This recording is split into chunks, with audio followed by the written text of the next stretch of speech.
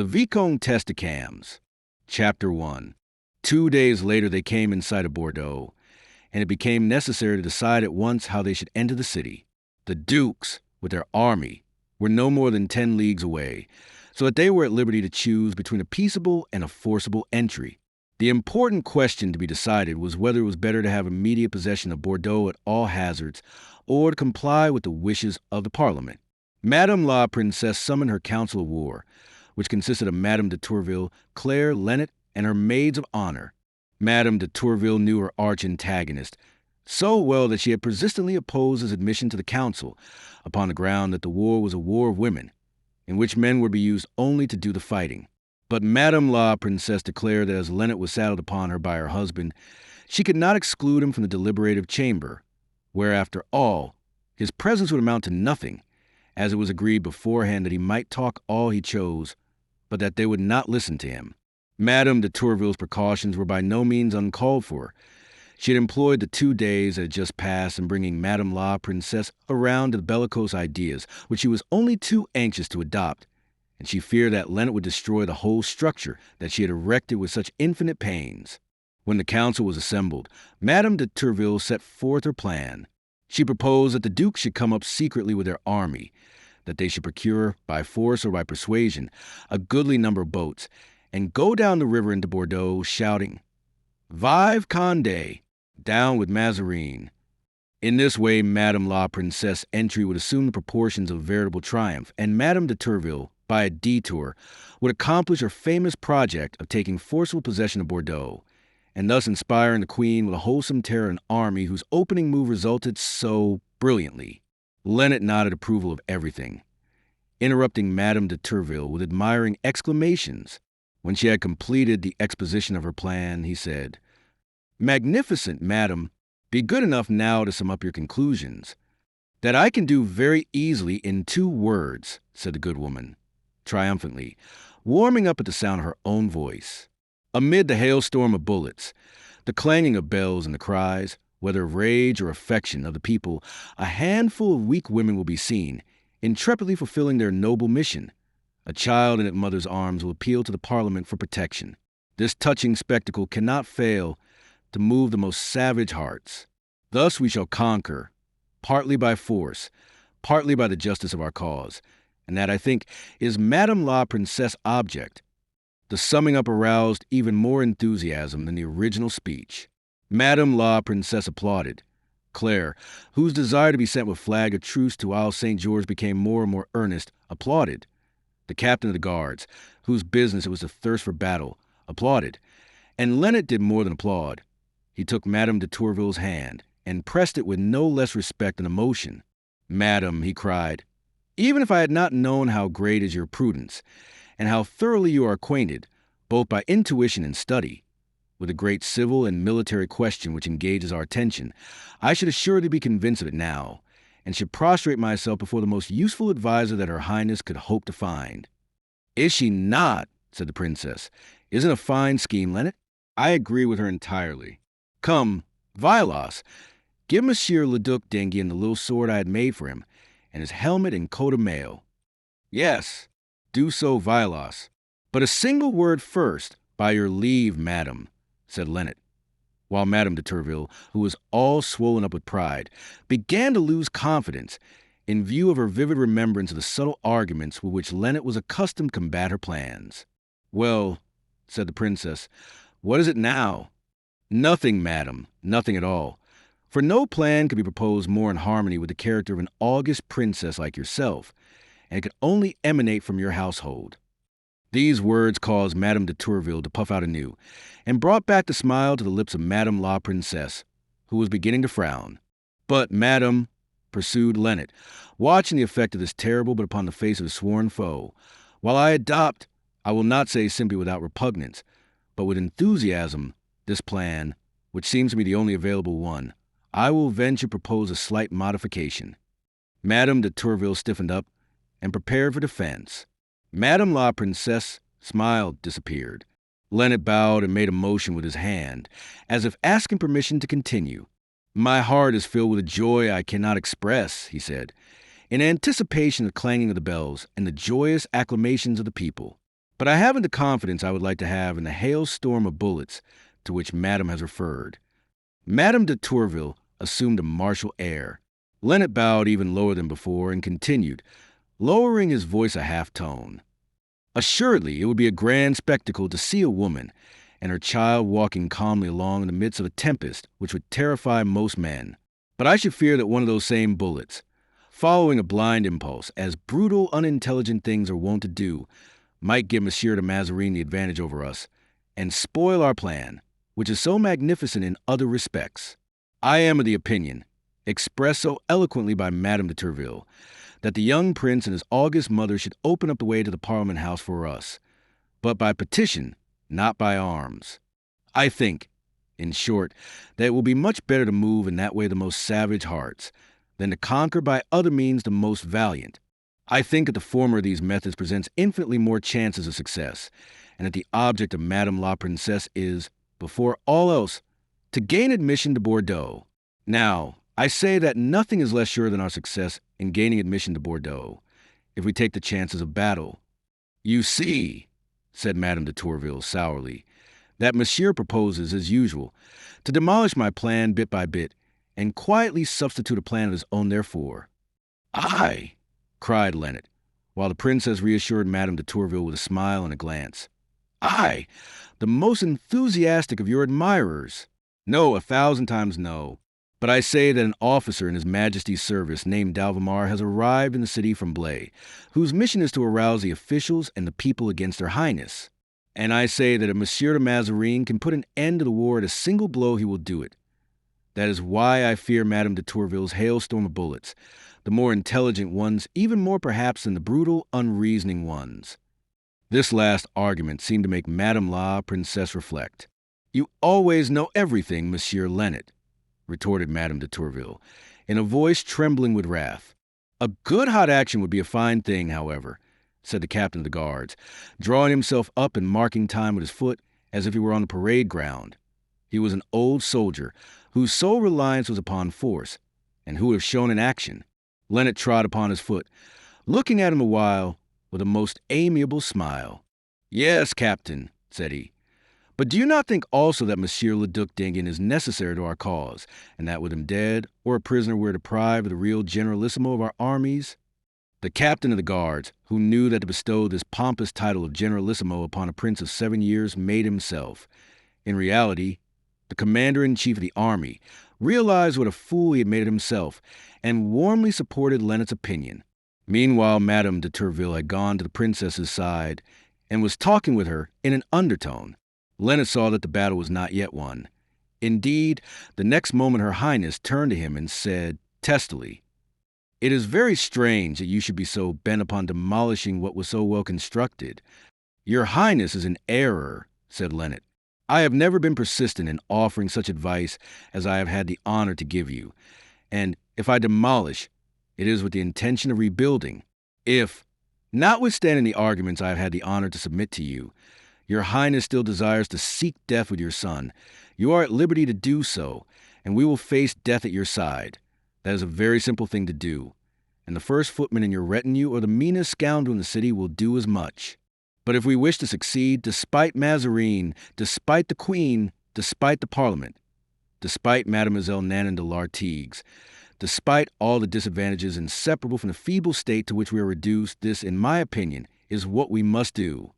Monsieur, cried Madame de Tourville impetuously, catching Lennet's last sentence on the rebound, there is no such thing as weakness, where we have on the one hand the name of Cambes, and on the other 2,000 of the men of Rocroi, Nordlingen, and Lens.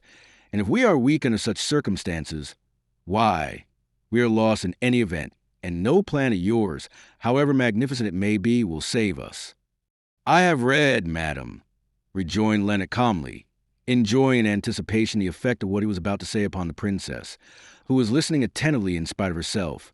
I have read that, in the reign of Tiberius, the widow of one of the most illustrious Romans, the noble-hearted Agrippina, who had been bereft of her husband Germanicus by persecution, a princess who could at will arouse to frenzy a whole army devoted to the memory of their dead general, preferred to enter Brundisium, alone, to traverse Puglia and Campania clad in mourning, holding a child by each hand, pale-cheeked, eyes red with tears and bent upon the ground, while the children sobbed and gazed imploringly around, whereat all who saw, and from Brundisium to Rome, there were above 2 million people, burst into tears, broke forth in threats and imprecations, and her cause was won, not at Rome alone, but before all Italy, not only in the judgment of her contemporaries, but in that of posterity, for she met with no shadow of resistance to her tears and lamentations, while lances would have been met with pikes, and swords with swords.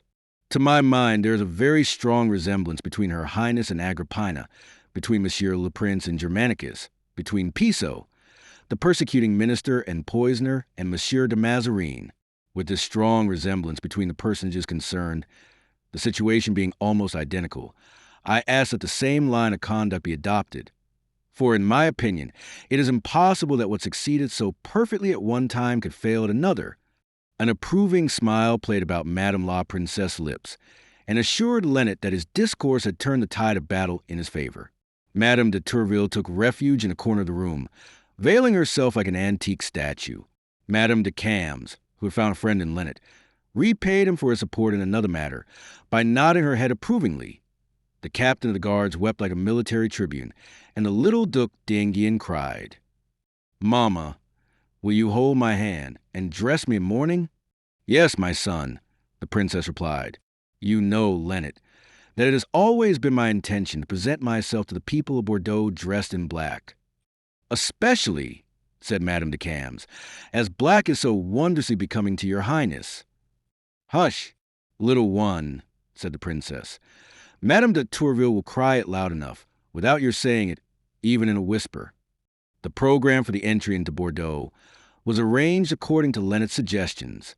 The ladies of the escort were ordered to make their preparations. The young prince was dressed in a suit of white, trimmed with black and silver lace, and wore a hat with black and white plumes.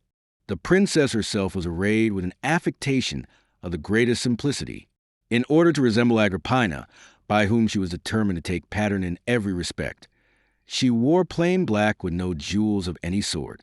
Lennet, as the architect of the fete, exerted himself to the utmost to make it magnificent. The house in which he lived, in a small town some 2 leagues from Bordeaux, was constantly filled with partisans of Madame la Princesse, who were anxious to know, before she entered the city, what sort of entry would be most agreeable to her. Lennet, like a modern theatrical manager, suggested flowers, acclamations, and the ringing of bells, and, wishing to afford some satisfaction to the bellicose Madame de Tourville, he proposed that the princess should receive an artillery salute. On the following day, May 31st, at the invitation of the Parliament, the princess set out for the city. One Lévy, avocat general of Parliament, and a zealous partisan of Monsieur de Mazarin, had ordered the gates closed the night before to prevent the entrance of the princess if she should present herself. But, on the other hand, the partisans of the Condés were not idle, and early in the morning the people, at their instigation, assembled in crowds amid shouts of "Vive Madame la Princesse! Vive Monsieur le Duc d'Enghien!" and cut down the gates with axes, so that there was, finally, no opposition to this famous entry, which assumed the character of a triumph. Interested observers could estimate from these 2 occurrences the relative power of the leaders of the 2 factions which divided the city, for Lévy was acting directly under the advice of the Duc d'Epernon, while the leaders of the people were advised by Lennet. The princess had no sooner passed through the gate than the scene, which had been long in preparation, was enacted upon a gigantic scale. A salute was fired by the vessels in the harbor, and the guns of the city replied. Flowers fell in showers from the windows, and were stretched in festoons across the street, so that the pavements were strewn with them and the air laden with their perfume. Loud acclamations arose from the lips of 30,000 zealots of all ages and both sexes, whose enthusiasm increased with the interest inspired by Madame la Princesse and her son, and with their hatred for Mazarin. However, the Duc d'Enghien was the cleverest actor in all the cast. Madame la Princesse gave up leading him by the hand, either because she feared to weary him, or so that he might not be buried under the roses. He was carried by his gentleman-in-waiting, so that his hands were free, and he sent kisses to right and left, and waved his plumed hat gracefully to the spectators. The good people of Bordeaux are easily excited, The women soon reached a condition of frenzied adoration for the lovely child who wept so charmingly, and the old magistrates were moved to tears by the words of the little orator, who said, "Messers, take my father's place, for Monsieur le Cardinal has taken him away from me." In vain did the partisans of the minister attempt to make some opposition. Fists, stones, and even halberds enjoined discretion upon them, and they had no choice but to leave the triumphant rebels a clear field. Meanwhile, Madame de Cambes, with pale and serious face, drew the attention of many in the crowd as she walked along behind Madame la Princesse. As she reflected upon the glorious success of the day, she could not avoid the fear that it might bring forgetfulness of the resolution of the preceding day. She was walking along, as we have said, hustled and crowded by the adoring people, inundated with flowers and respectful caresses, shuddering with the fear of being taken up and carried in triumph, a fate with which some voices began to threaten Madame la Princesse, the Duc d'Enghien, and their suite, when Lennet noticed her embarrassment and gave her his hand to assist her in reaching a carriage. "Ah, Monsieur Lennet, you are very fortunate," she said to him, replying to her own thought. "You succeed always in enforcing your opinion, and your advice is always followed. To be sure," she added, "it is always good and the best results." "It seems to me, madam," rejoined Lennet, "that you have no reason to complain, as the only suggestion you have made has been adopted." "How so? Wasn't it agreed that you should try to take out St. George?" "Yes, but when shall I be allowed to open my campaign?" "Tomorrow, if you promise to fail." "Never fear. I am only too likely to fulfill your wishes in that regard." "So much the better. I do not fully understand you." "We need have Isle St. George make a stubborn resistance in order to induce the Bordelais to call for our 2 dukes and their army, who, I am free to say, although my opinion on that point comes dangerously near coinciding with Madame de Turville's, seem me eminently necessary under present circumstances." "Unquestionably," said Claire. "But although I am not as learned in the art of war as Madame de Turville, I had the impression that a place is not usually attacked until it has been summoned to surrender." "What you say is perfectly true. Then you will send a flag of truce to Isle St. George?" "Most certainly." "Very well. I ask leave to carry the flag of truce." Lennet's eyes dilated in surprise. "You," he said. "You? Why, have all our ladies become Amazons?" "Gratify my whim, dear Monsieur Lennet.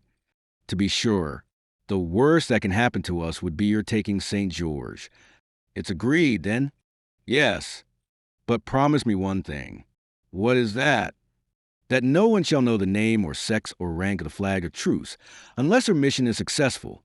"Agreed," said Lennet, giving Madame de Cambes his hand. "When shall I start?" "When you choose." "Tomorrow. Tomorrow let it be." "Good.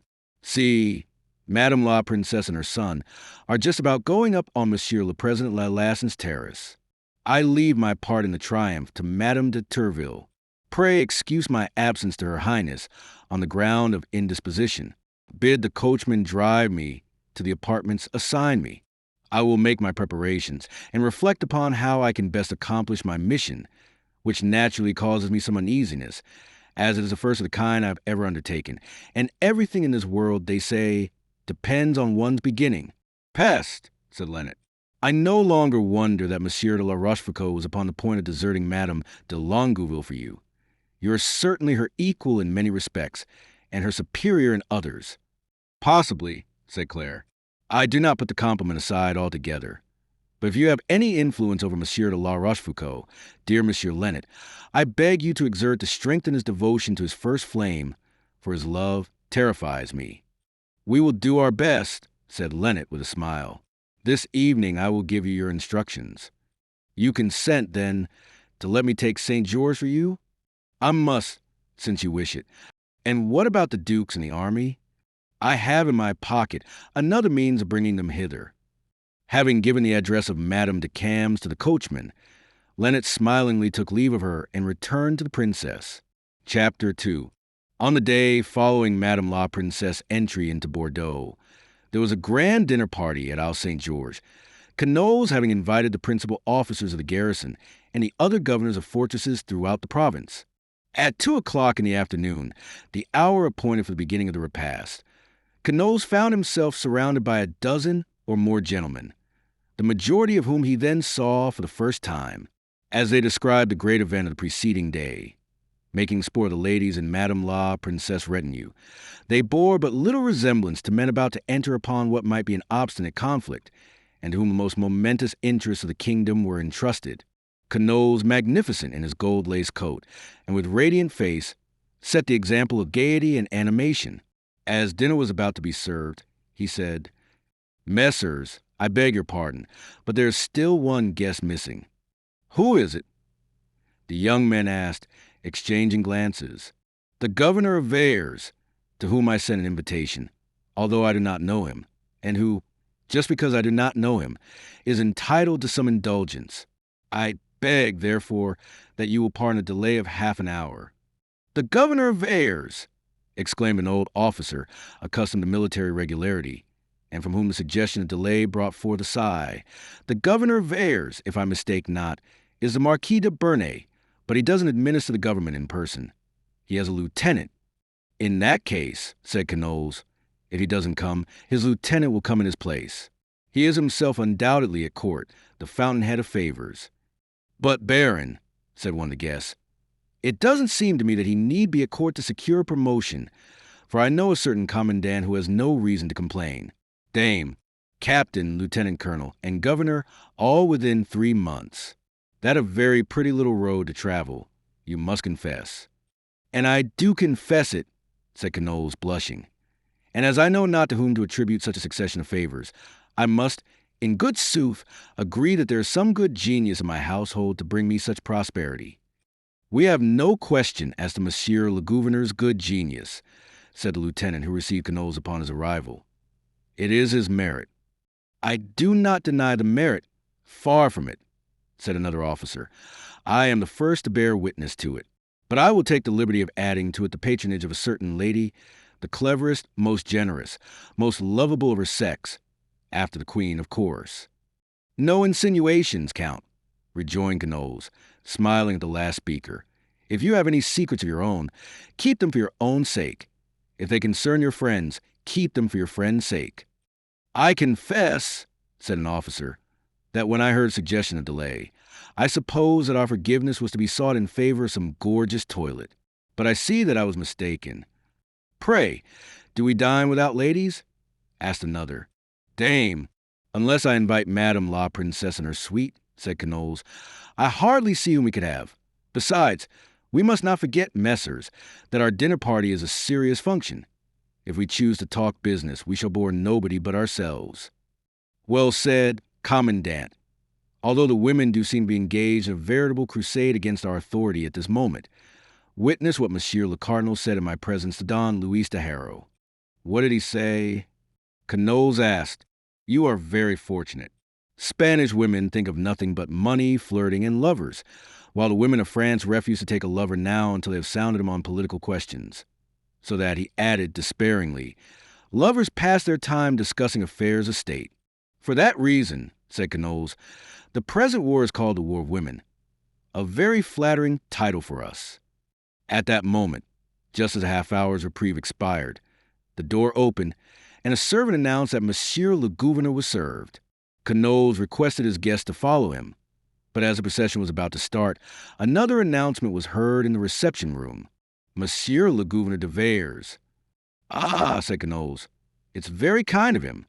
He stepped forward to meet the colleague in whom he expected to find a stranger, but started back in amazement. "Rick Hahn," he cried. "Rick Hahn, Governor of Vayres."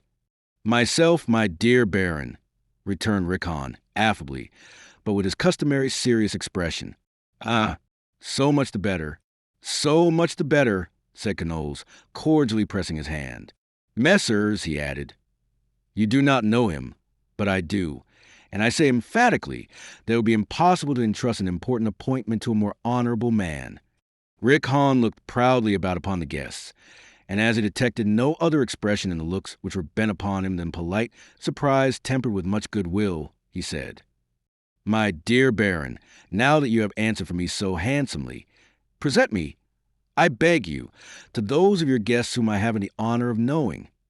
As he spoke, he glanced significantly at 3, or 4 gentlemen, to whom he was an entire stranger. Thereupon ensued an interchange of civilities, in the courtly manner characteristic of the time. Before half an hour had passed, Rickon was on the friendliest terms with all the young officers, and might have asked any one of them for his sword or his purse. His sponsors were his well-known gallantry, his spotless reputation, and the noble spirit written in his eyes. "Pardieu, messers," said the governor of Bronze, "there's no denying that, although he's a churchman, Monsieur de Mazarin has a keen eye for fighting men, and has been managing matters well in that direction for some time.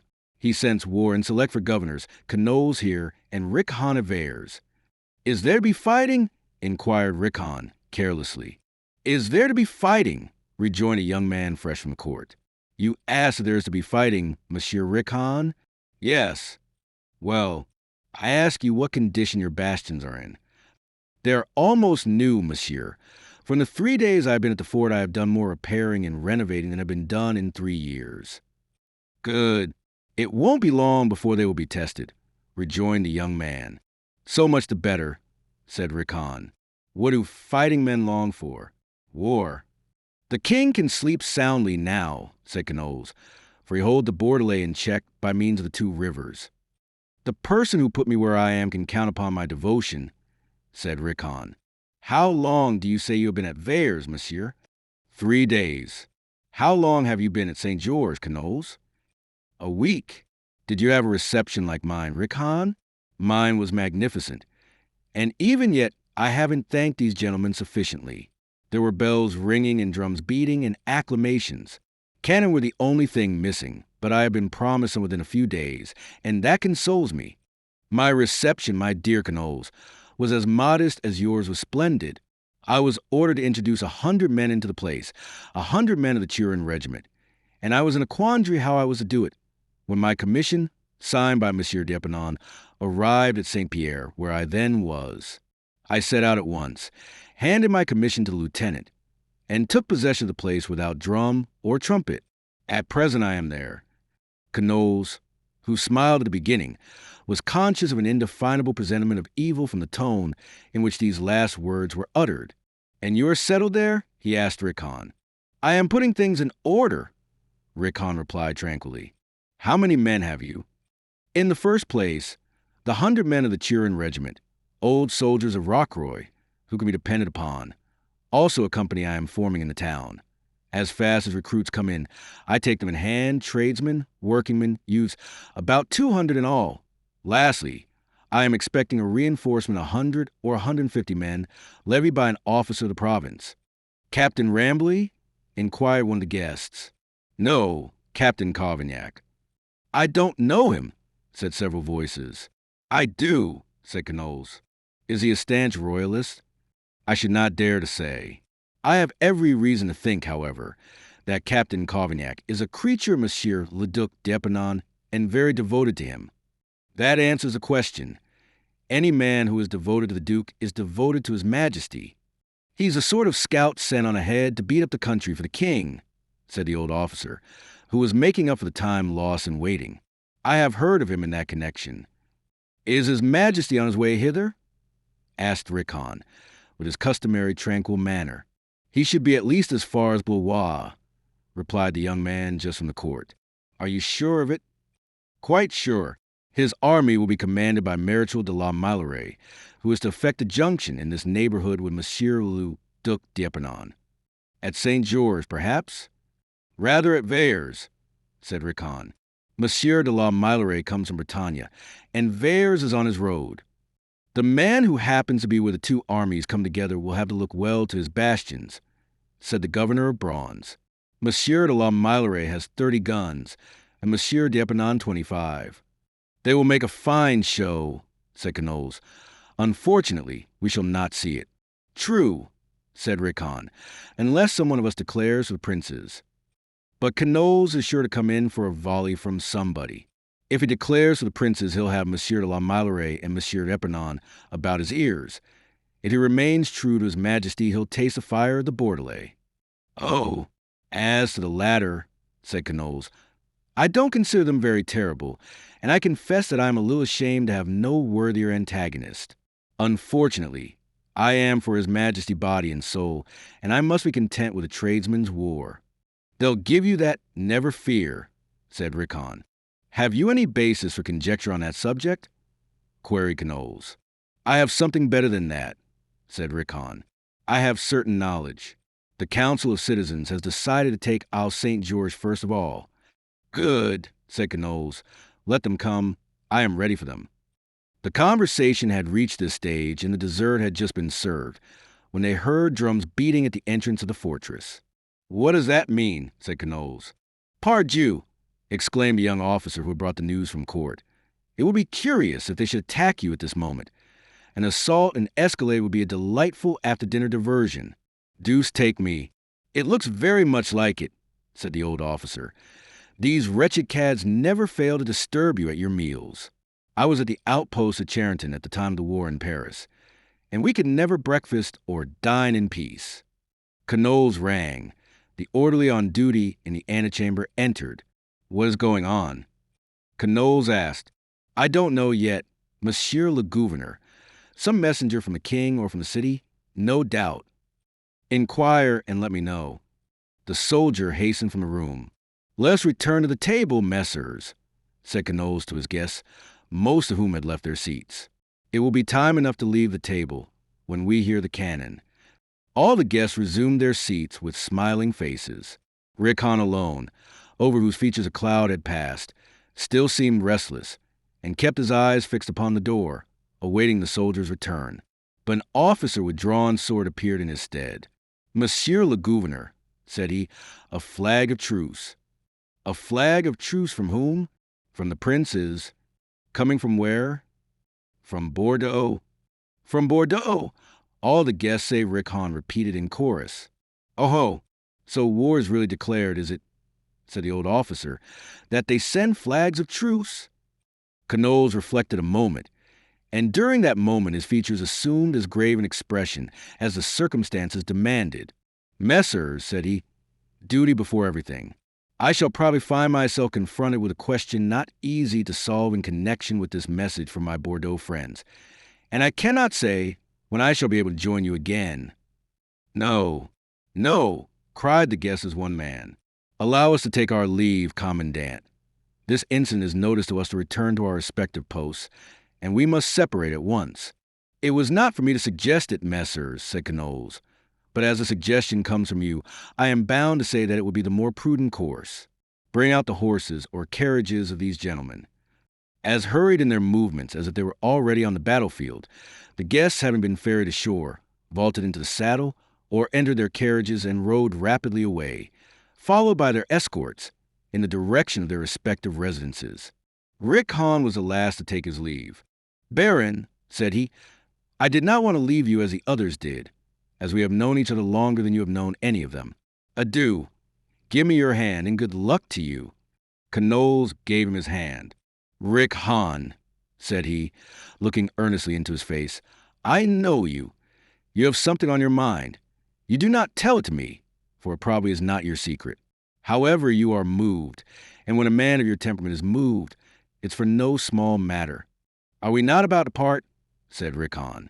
"Yes, and so were we about to part when we took leave of each other at Biscarro's inn, but you were calm then." Rickon smiled sadly. "Baron," said he, "I have a presentiment that we shall never meet again." Knowles shuddered at the profoundly melancholy inflection in the partisan's ordinarily firm voice.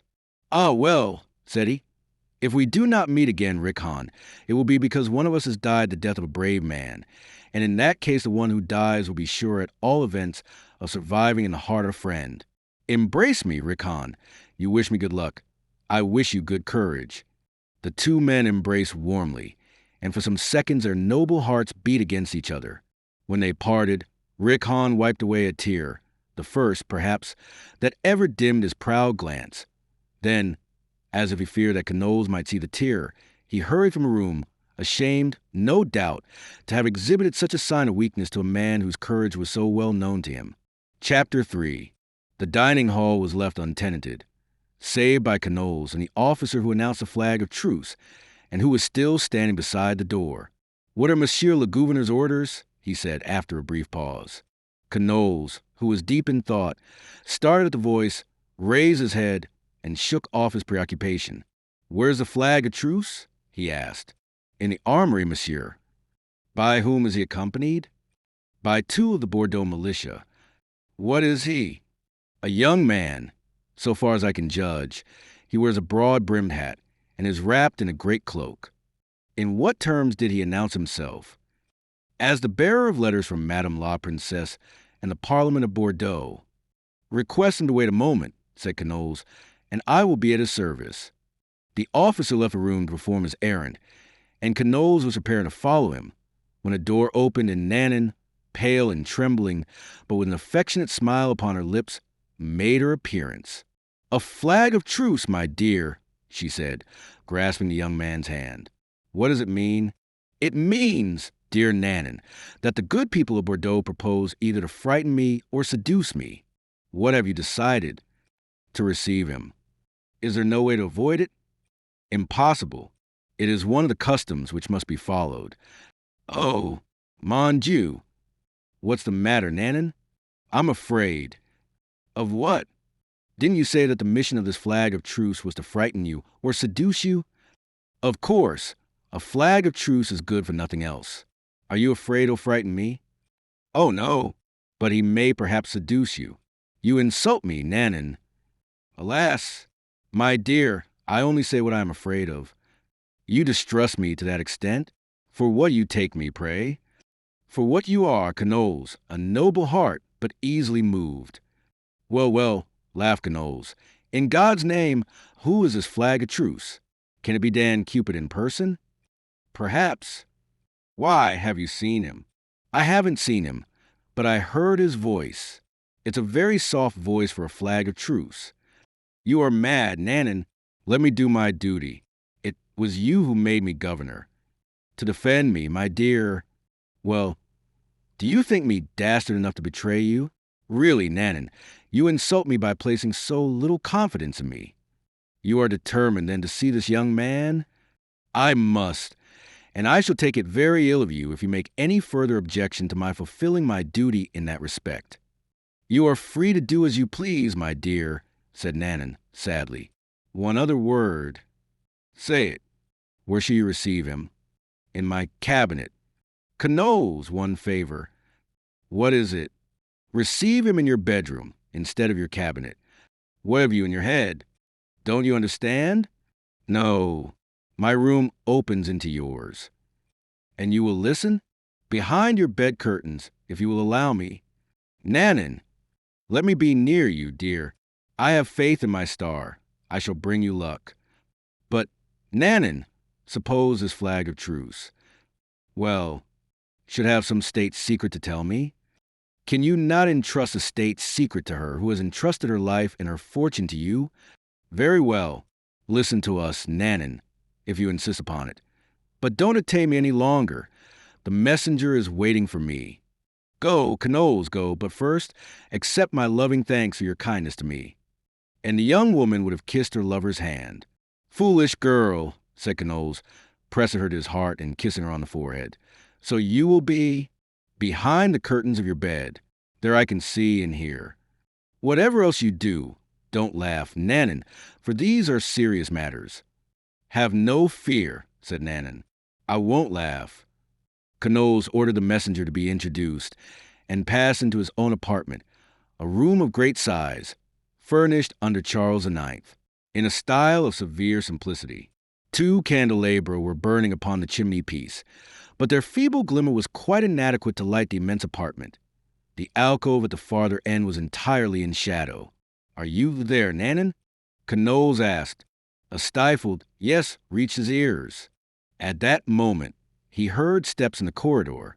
The sentinel presented arms. The messenger entered and followed his introducer with his eyes, until he was, or thought he was, alone with Knowles. Then he removed his hat and threw back his cloak. Immediately a mass of blonde locks fell down over a pair of shapely shoulders. The graceful, willowy form of a woman appeared under the gold baldric, and Knowles, by the sad, sweet expression of her face, recognized the Vicomtesse de Cambes. "I told you that I would seek you," she said, "and I keep my word. Here I am." Canoles clasped his hands and fell upon a chair in speechless amazement and an agony of fear. You, he muttered. Mon Dieu, why are you here? What seek you here? I have come to ask you, monsieur, if you still remember me. Canoles heaved a heartbreaking sigh and put his hands before his eyes, seeking to banish the ravishing but fatal apparition. Everything was made clear to him in an instant. Nannin's alarm, her pallor, her trembling, and, above all, her desire to be present at the interview. Nannin, with the keen eyes of jealousy, had detected a woman in the flag of truce. I have come to ask you, continued Claire, if you are ready to carry out the engagement you entered into with me in the little room at Jaulnay, to send your resignation to the Queen and enter the service of the princes. Oh, silence, silence, cried Canoles.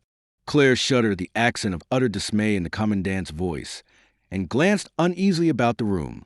Are we not alone here? She asked. We are, madam, but may not someone hear us through the walls? I thought that the walls of Fort St. George were more solid than that, said Claire with a smile. Canoles made no reply. I have come to ask you, Claire resumed, how it happens that I have heard nothing of you during the 8 or 10 days you've been here, so that I should still know nothing as to who is governor of Isle St. George, had not chance or public rumor. Inform me that it is the man who swore to me, barely 12 days since, that his disgrace was the best of good fortune, since it enabled him to devote his arm, his courage, his life, to the party to which I belong. Nannin could not repress a movement, which made Canoles jump and Madame de Cambes turn her head. Pray, what was that? She demanded. Nothing, Canoles replied. One of the regular noises of this old room. There is no end to the dismal creaking and groaning here. If it is anything else, said Claire, laying her hand upon Canoles' arm, be frank with me, Baron, for you must realize the importance of this interview between us when I decided to come myself to seek you.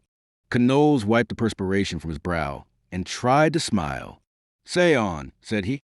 I reminded you a moment since of your promise, and asked you if you were ready to keep it.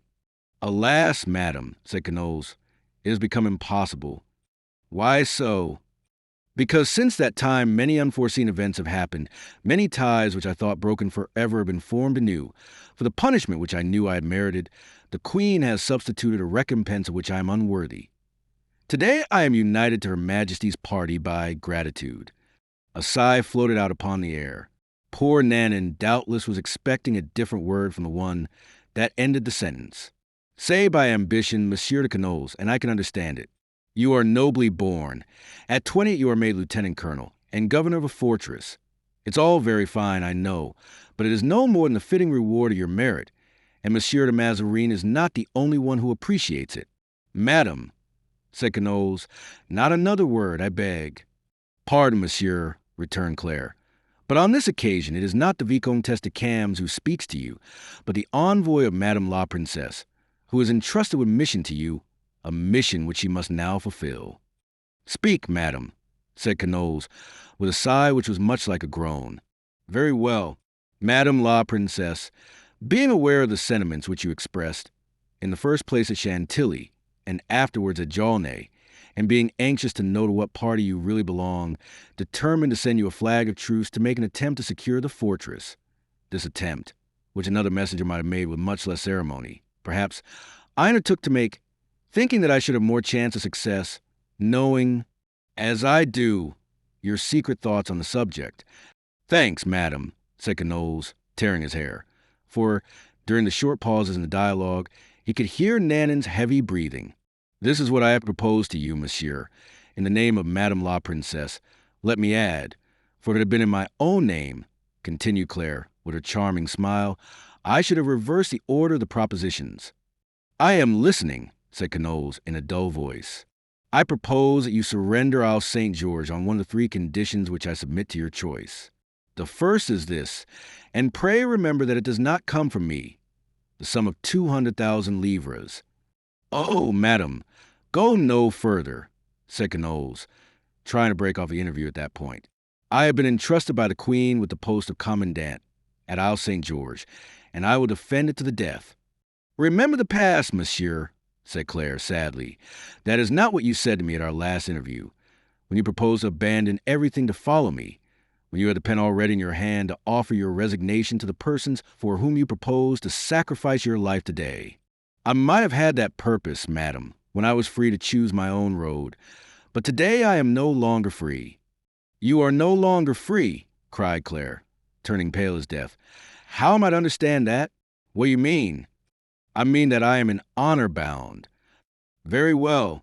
Then listen to my second proposition." "To what end?" said Knowles. "Have I not told you often enough, madam, that my resolution is immovable? So do not tempt me. You would do so to no purpose." "Forgive me, monsieur," said Claire, "but I, too, am entrusted with a mission, and I must go through with it to the end." "Go on," murmured Knowles. "But you are very cruel. Resign your command, and we will work upon your successor more effectively than upon you. In a year, in 2 years, you can take service under Monsieur le Prince with the rank of brigadier." Knowles sadly shook his head. "Alas! Madam," said he, "why do you ask nothing of me but impossibilities?" "Do you make that answer to me?" said Claire. "Upon my soul, monsieur, I do not understand you. Weren't you on the point of signing your resignation once? Did you not say to her who was beside you at that time, listening to you with such delight, that you did it freely and from the bottom of your heart? Why, I pray to know, will you not do here, when I ask you, when I beg you to do it, the very thing that you proposed to do at Jaulnay?"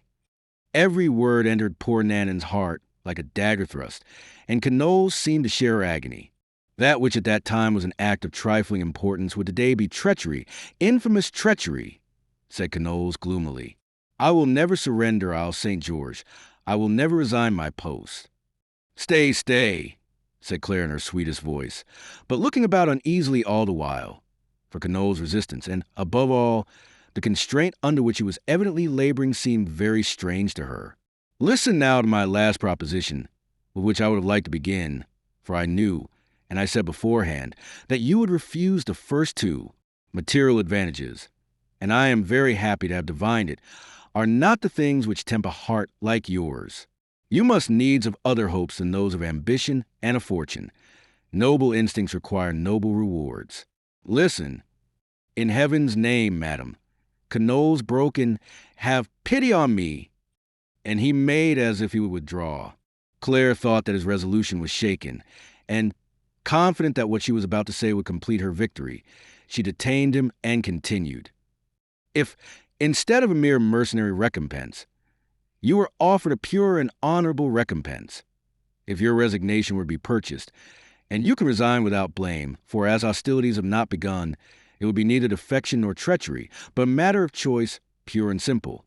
If, I say, your resignation were to be purchased by an alliance, if a woman, to whom you have said that you loved her, whom you have sworn always to love, and who, notwithstanding your oaths, has never responded directly to your passion, if that woman should come to you and say, 'Monsieur de Knowles, I am free, I am wealthy, I love you, be my husband, let us go hence together. Go wherever you choose, away from all these civil commotions, away from France. Tell me, monsieur, would you not then accept?' Knowles, despite Claire's blushes, despite her fascinating hesitation, despite the memory of the lovely little Chateau de Cambes, which he could have seen from his window, had not the darkness come down from heaven during the scene we've been describing, Knowles remained firm and immovable in his determination. For he could see in the distance a white spot in the deep shadow, the pale, tear-stained face of Nannin, trembling with agony, peering out from behind the Gothic curtains.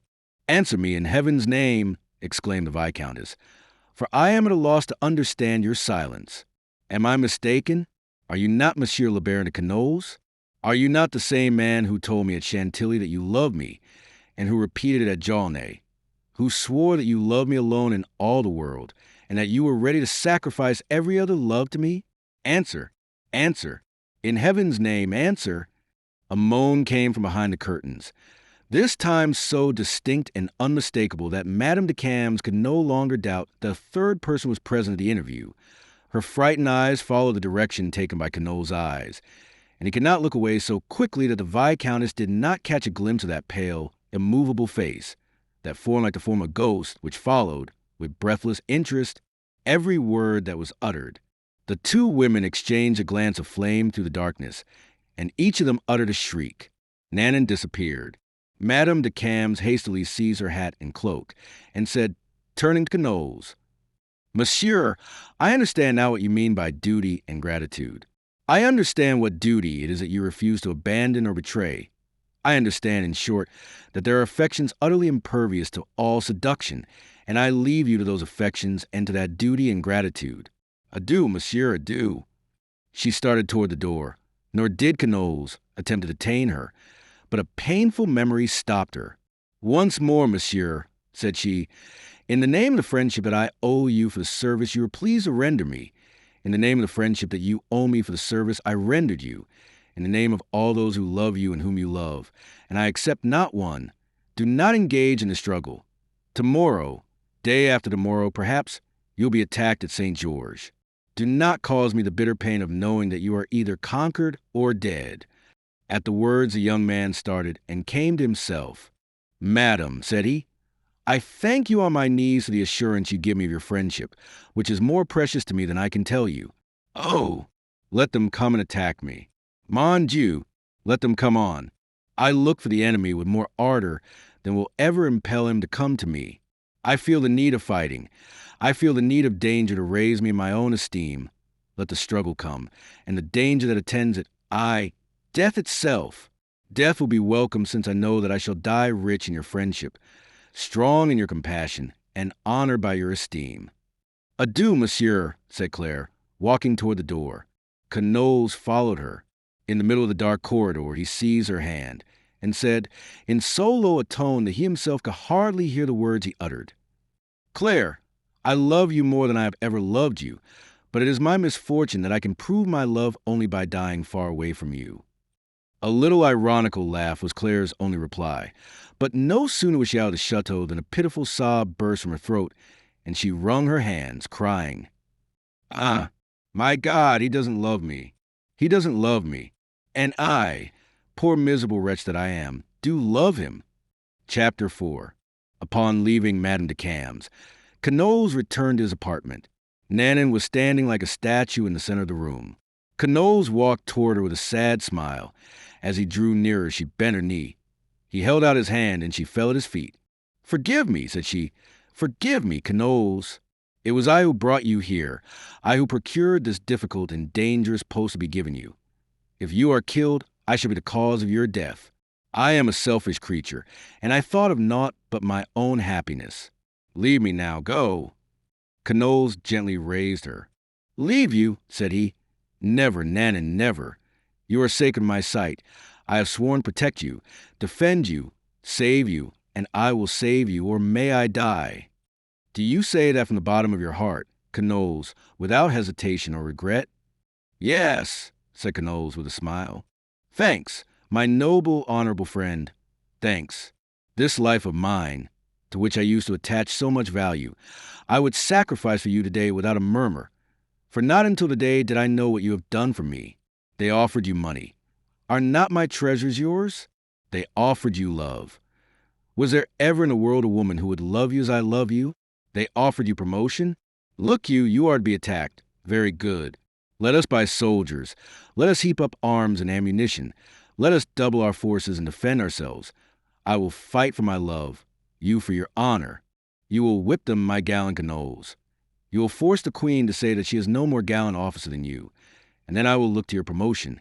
And when you are rich, laden with glory and honor, you can desert me if you choose. I shall have my memories to console me. As she spoke, Nanan gazed at Knowles, and she awaited such a response as women always expect to their exaggerated words. A response, that is to say, as absurd and hyperbolical as the words themselves. But Knowles sadly hung his head. Nanan, said he, so long as I remain at Isle St. George, you shall never suffer injury, never submit to insult. Set your mind at ease on that score, for you have nothing to fear. Thanks, said she, although that is not all I ask. Alas, I am lost, she muttered inaudibly. He loves me no longer. Knowles detected the glance of flame which shone in her eyes like a lightning flash, and the frightful momentary pallor which told of such bitter suffering. I must be generous to the end, he said to himself, or be an infamous villain that... Come, Nanan, Come, my dear, throw your cloak over your shoulders, take your man's hat, and let us take a breath of the night air. It will do you good. I may be attacked at any moment, and I must make my nightly round of inspection." Nanan's heart leaped for joy. She arrayed herself as her lover bade her and followed him. Knowles was no make-believe officer. He entered the service when he was little more than a child and had made a real study of his profession. So it was that he made his inspection not simply as commandant, but as engineer. The officers, when they saw that he came in the guise of a favorite, supposed that he was a mere ornamental governor. But when they were questioned by him, one after another, as to the provisions for attack and defense, they were compelled to recognize in this apparently frivolous young man an experienced captain, and even the oldest among them addressed him with respect. The only things with which they could find fault were the mildness of his voice when giving orders and the extreme courtesy with which he questioned them. They feared that this last might be the mask of weakness. However, as everyone realized the imminence of the danger, the governor's orders were executed with such celerity and accuracy that the chief conceived as favorable an opinion of his soldiers as they had formed of him. A company of pioneers had arrived during the day. Knowles ordered the construction of works, which were instantly begun. Vainly did Nanan try to take him back to the fort, in order to spare him the fatigue of a night passed in this way. Knowles continued his round, and gently dismissed her, insisting that she should return within the walls. Then, having sent out 3 or 4 scouts, whom the lieutenant recommended as the most intelligent of all those at his disposal, he stretched himself out upon a block of stone, whence he could watch the progress of the work. But while his eyes mechanically followed the movement of mattocks and pickaxes, Knowles's mind wandered away from the material things which surrounded him, to pass in review not only the events of the day, but all the extraordinary adventures of which he had been the hero since the day he first saw Madame de Cambes. But, strangely enough, his mind went back no farther than that day. It seemed to him as if his real life had begun at that time, that until then he had lived in another world, a world of inferior instincts, of incomplete sensations. But from that hour there had been a light in his life which gave a different aspect to everything, and in the brightness of that new light, Nanan, poor Nanan, was pitilessly sacrificed to another passion, violent from its very birth, like every passion which takes possession of the whole life into which it enters. After much painful meditation, mingled with thrills of heavenly rapture the thought that he was beloved by Madame de Cambes, Knowles confessed to himself that it was duty alone which impelled him to act the part of a man of honor, and that his friendship for Nanan counted for nothing in his determination. Poor Nanan! Knowles called his feeling for her friendship, and in love friendship is very near indifference. Nanan also was keeping vigil, for she could not make up her mind to retire. Standing at a window, wrapped in a black cloak to avoid being seen, she followed, not the sad, veiled moon peering out through clouds, not the tall poplars waving gracefully in the night wind, not the majestic Garonne, which seemed like a rebellious vassal gathering its strength to war against his master, rather than a faithful servant bearing its tribute to the ocean, but the slow, painful struggle in her lover's mind, in that dark form outlined against the stone, in that motionless shadow. Lying beneath a lantern, she saw the living phantom of her past happiness. She, once so active and so proud and clever, had lost all her cleverness and pride and energy.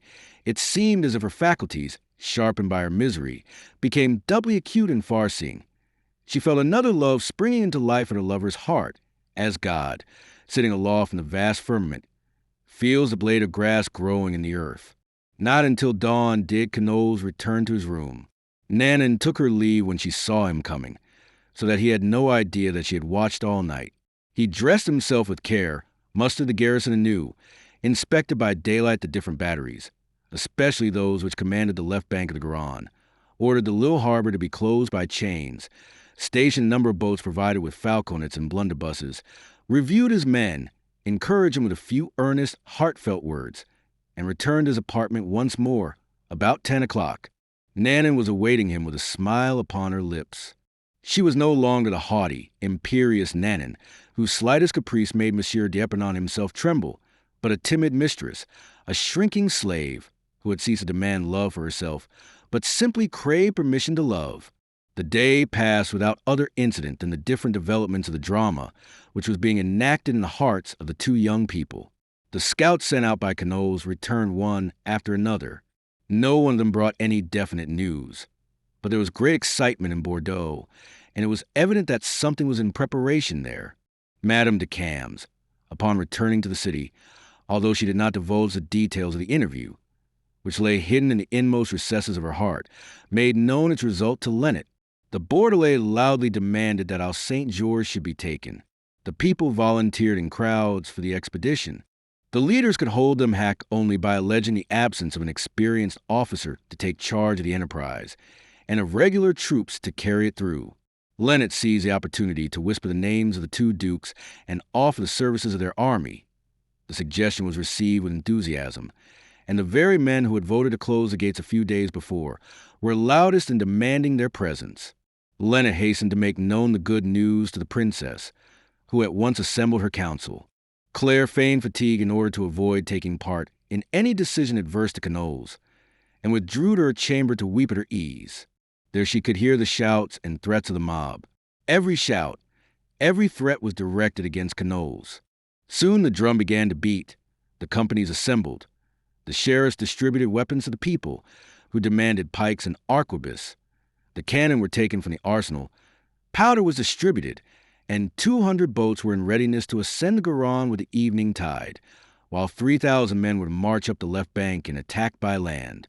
The river army was to be commanded by a Spagnat, Councillor of Parliament, a brave and judicious man, and the land forces by Monsieur de la Rochefoucauld, who had entered the city with about 2,000 gentlemen.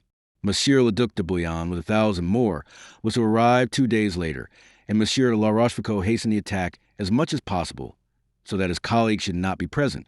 Chapter 5. On the second day following that on which Madame de Cambes presented herself in the guise of a flag of truce at St. George, as Canolles was making his round upon the ramparts about 2 in the afternoon, he was informed that a messenger with a letter for him desired to speak with him. The messenger was at once introduced and handed his missive to Canolles. Evidently, there was nothing official about the document. It was a small letter, longer than it was wide, written in a fine, slightly tremulous hand, upon perfumed bluish paper of fine quality. Canolles felt his heart beat faster at the mere sight of the letter. "Who gave it to you?" he asked. "A man of 55 to 60 years of age. Grizzly mustache and royale?" "Yes." "Slightly bent?" "Yes." "Military bearing?" "Yes." "That's all." Canolles gave the man a Louis, and motioned to him to withdraw at once. Then, with wildly beating heart, he concealed himself in the corner of a bastion, where he could read the letter at his ease. It contained only these 2 lines. "You are to be attacked. If you are no longer worthy of me, show yourself at least worthy of yourself." The letter was not signed, but Canolles recognized Madame de Cambes as he had recognized Pompey. He looked to see if anybody was looking at him, and blushing like a child over his first love, he put the paper to his lips, kissed it ardently, and placed it upon his heart. Then he mounted the crown of the bastion, whence he could follow the course of the Garonne well nigh a league, and could see the whole extent of the surrounding plain. Nothing was to be seen upon land or water. "The day will pass like this," he muttered. "They won't come by daylight. They have probably halted to rest on the way, and will begin the attack this evening." He heard a light step behind him, and turned. It was his lieutenant. "Well, Monsieur de Vibrac, what news?" said Canolles. "They say, Commandant, that the prince's flag will float over St. George tomorrow." "Who says that?" "2 of our scouts who have just come in, and have seen the preparations the citizens are making." "What answer did you make when they said that?" "I answered, Commandant, that it was all the same to me so long as I wasn't alive to see it." "Ah, you stole my answer, monsieur." "Bravo, Commandant. We asked nothing better, and the men will fight like lions when they know that that is your answer." "Let them fight like men. That's all I ask. What do they say as to the manner of the attack?" "General, they are preparing a surprise for us," said de Vibrac with a laugh. "Peste! What sort of surprise?" "This is the second warning I have received." "Who leads the assailants?" "Monsieur de la Rochefoucauld, the land forces, a Spagnat, Councillor of Parliament, the naval forces." "Very good," said Canolles. "I have a little advice to give him." "Whom?" "The councillor." "What is it?" To reinforce the urban militia with some good, well-disciplined regiment, who can show the tradesmen how to receive a well-sustained fire. He hasn't waited for your advice, Commandant. I think he must have been more or less of a soldier before he became a man of the law, for he has enlisted the services of Neville's regiment for this expedition. The Neville's regiment? Yes. My old regiment? The same. It has gone over, it seems, bag and baggage to the princes. Who is in command? Baron de Revelli. Indeed. Do you know him? Yes. A fine fellow and brave as a sword. In that case, it will be warmer than I supposed, and we shall have some fun. What are your orders, Commandant? That the post be doubled tonight, that the troops retire fully dressed, with loaded muskets within reach. One half will stand guard, while the other half sleeps. Those who are on guard will keep out of sight behind the embankment. One moment. Have you informed anybody of the news brought by the scouts? Nobody. Good. Keep it secret for some little time yet. Select 10 or 12 of your worst soldiers. You should have some fishermen or poachers. We have only too many of them, Commandant. Well, as I was saying, select 10 of them and give them leave of absence till tomorrow morning. Let them go and throw their lines in the Garonne and set their snares in the fields. Tonight is Spagnet, and Monsieur de la Rochefoucauld will take them and question them. I don't understand. Don't you understand that it is most essential that the assailants should believe that we are entirely unprepared for them?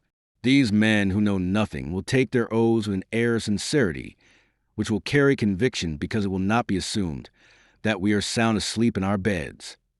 Ah, excellent. Let the enemy approach. Let him disembark. Let him plant his ladders. But when shall we fire on him? When I give the word. If a single shot is fired from our ranks before I order it, the man who fires it shall die. My word for it. The deuce!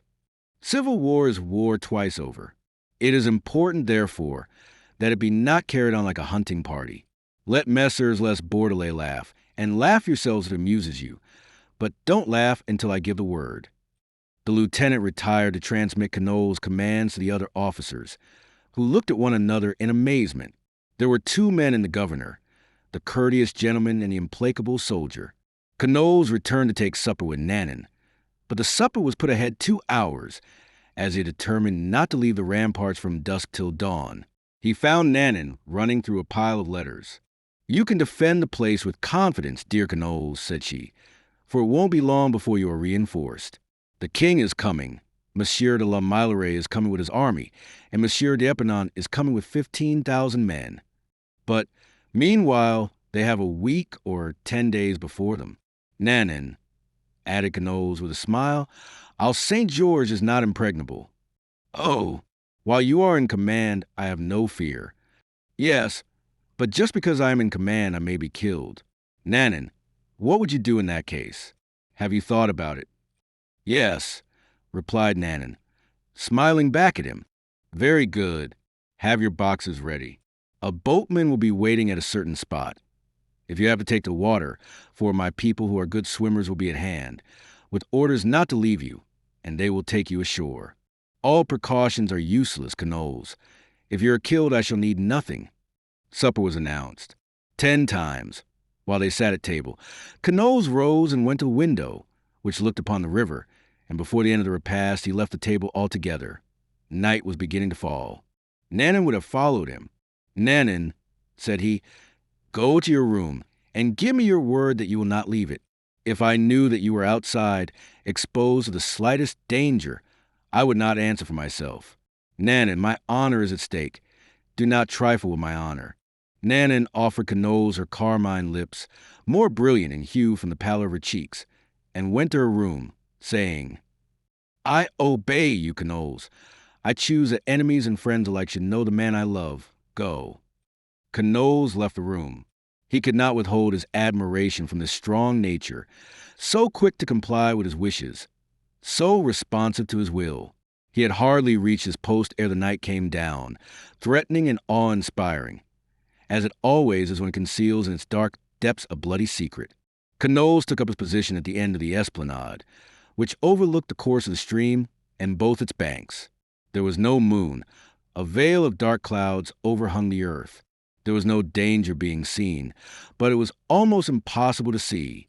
About midnight, however, it seemed to him that he could distinguish dark masses moving upon the left bank and gigantic shapes gliding along the surface of the stream. But there was no other noise than the moaning of the night wind among the branches. The masses ceased to move. The shapes became stationary at some distance. Knowles thought that he must have been mistaken, but he redoubled his watchfulness. His eager eyes pierced the darkness. His ear was awake to the slightest sound. The clock on the fortress struck 3, and the slow, mournful reverberation died away in the darkness. Knowles was beginning to think that the warning he had received was a hoax, and he was on the point of retiring, when Lieutenant de Vibrac, who stood beside him, suddenly placed one hand upon his shoulder and pointed with the other toward the river. Yes, yes, said Knowles. There they are. We have no time to lose. Go and wake the men who are off duty and station them behind the wall. You told them, didn't you, that I would kill the first man who fired? Yes. Well, tell them again. By the first streaks of dawn, long boats laden with men, who were laughing and talking in low tones, could be seen approaching the island, and there was a very pronounced eminence on the bank, which did not exist the night before.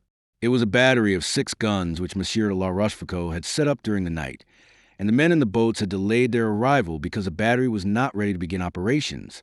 Knowles asked if the weapons were loaded, and upon being answered in the affirmative, bade the troops reserve their fire.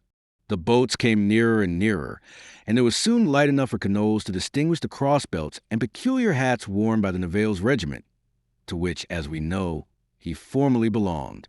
In the prow of one of the foremost boats was Baron de Reveille, who had succeeded him in command of his company, and at the stern the lieutenant, who was his foster brother, a great favor among his comrades because of his joyous nature and his inexhaustible store of jokes. You will see, said he, that they won't stir, and Monsieur La Rochefoucauld will have to wake them up with his cannon. Peste! How they sleep at St. George. I'll surely come here when I'm ill. Dear old Knowles plays his role of governor like a paterfamilias, said Reveille. He's afraid his men will take cold if he makes them mount guard at night. Upon my soul, said another, there's not a sentinel to be seen. Hola, cried the lieutenant, stepping ashore. Wake up there, and lend us a hand to come up. Shouts of laughter arose along the whole line at this last pleasantry, and while 3 or 4 boats pulled toward the harbor, the rest of the force disembarked. I see how it is, said Reveille. Knowles prefers to have it appear that he was taken by surprise in order not to get into trouble at court. Let us return him courtesy for courtesy, messers, and kill no one. Once in the fort, mercy for all, except for the women, who may not ask it, sarpejou. Don't forget that this is a war between friends, boys. I 11 run to first man who unsheathes his sword. The merriment broke out afresh at this command, which was given with true French gaiety, and the soldiers joined in with the officers. Ah, my friends, said the lieutenant, it does one good to laugh, but we mustn't let it interfere with what we have to do. Ladders and grappling hooks. The soldiers thereupon drew forth long ladders from the boats and advanced toward the wall. At that, Knowles rose with his cane in his hand and his hat on his head, like a man who was taking the fresh morning air for pleasure, and approached the parapet, which reached only to his waist. It was light enough for him to be recognized.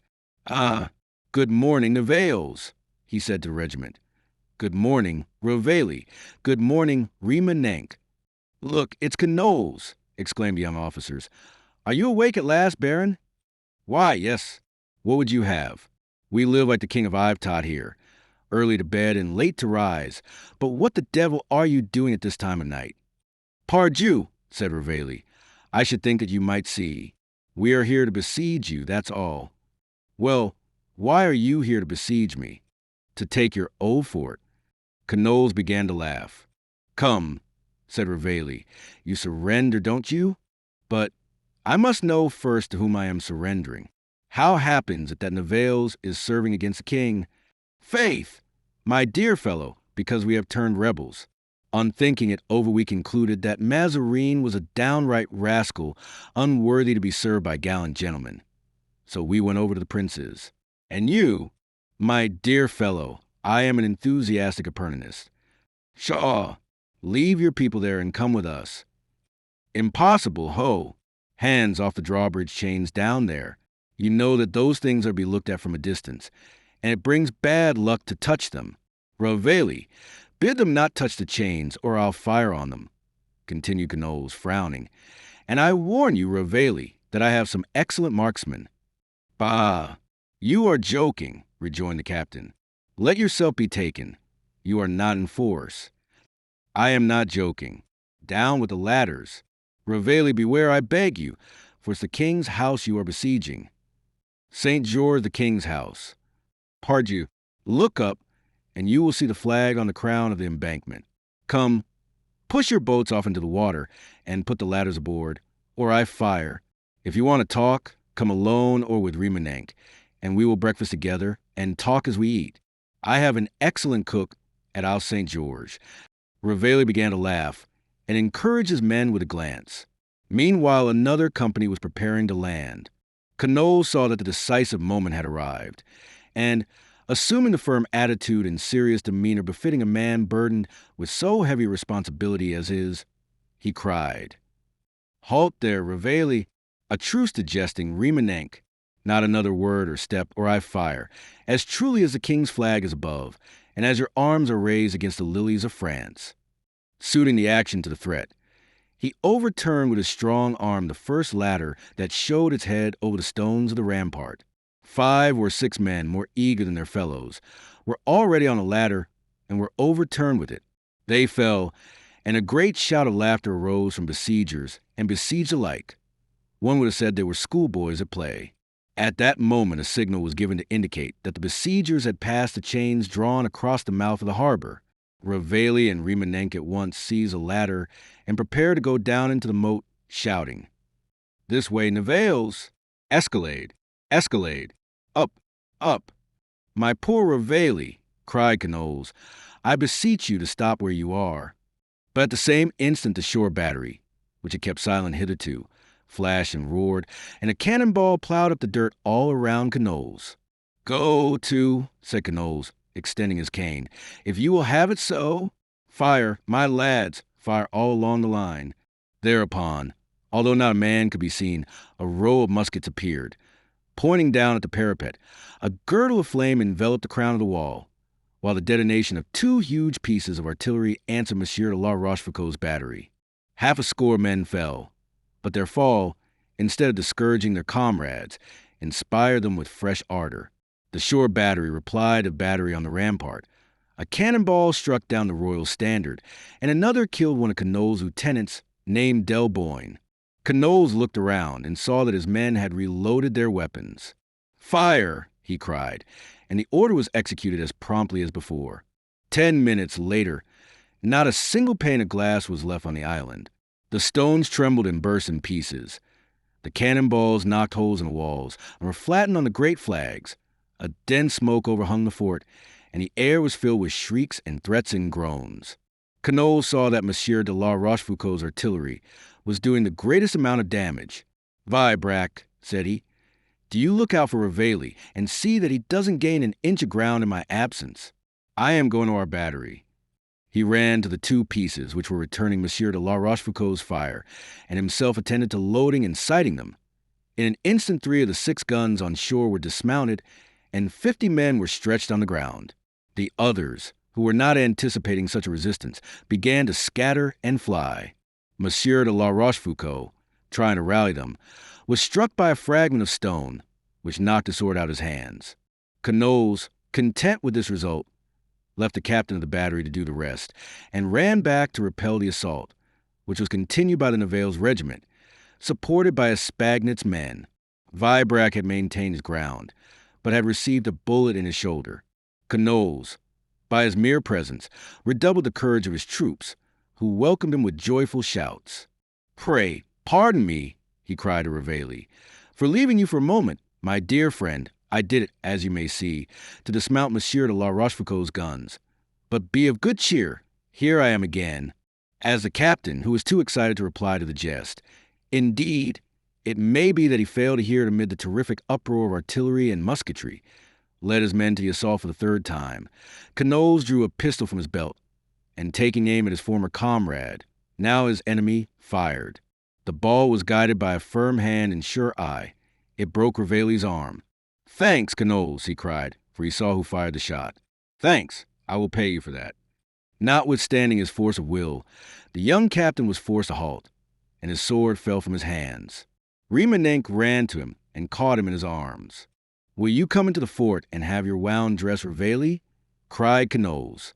"I have a surgeon who's as skillful in his line as my cook in his.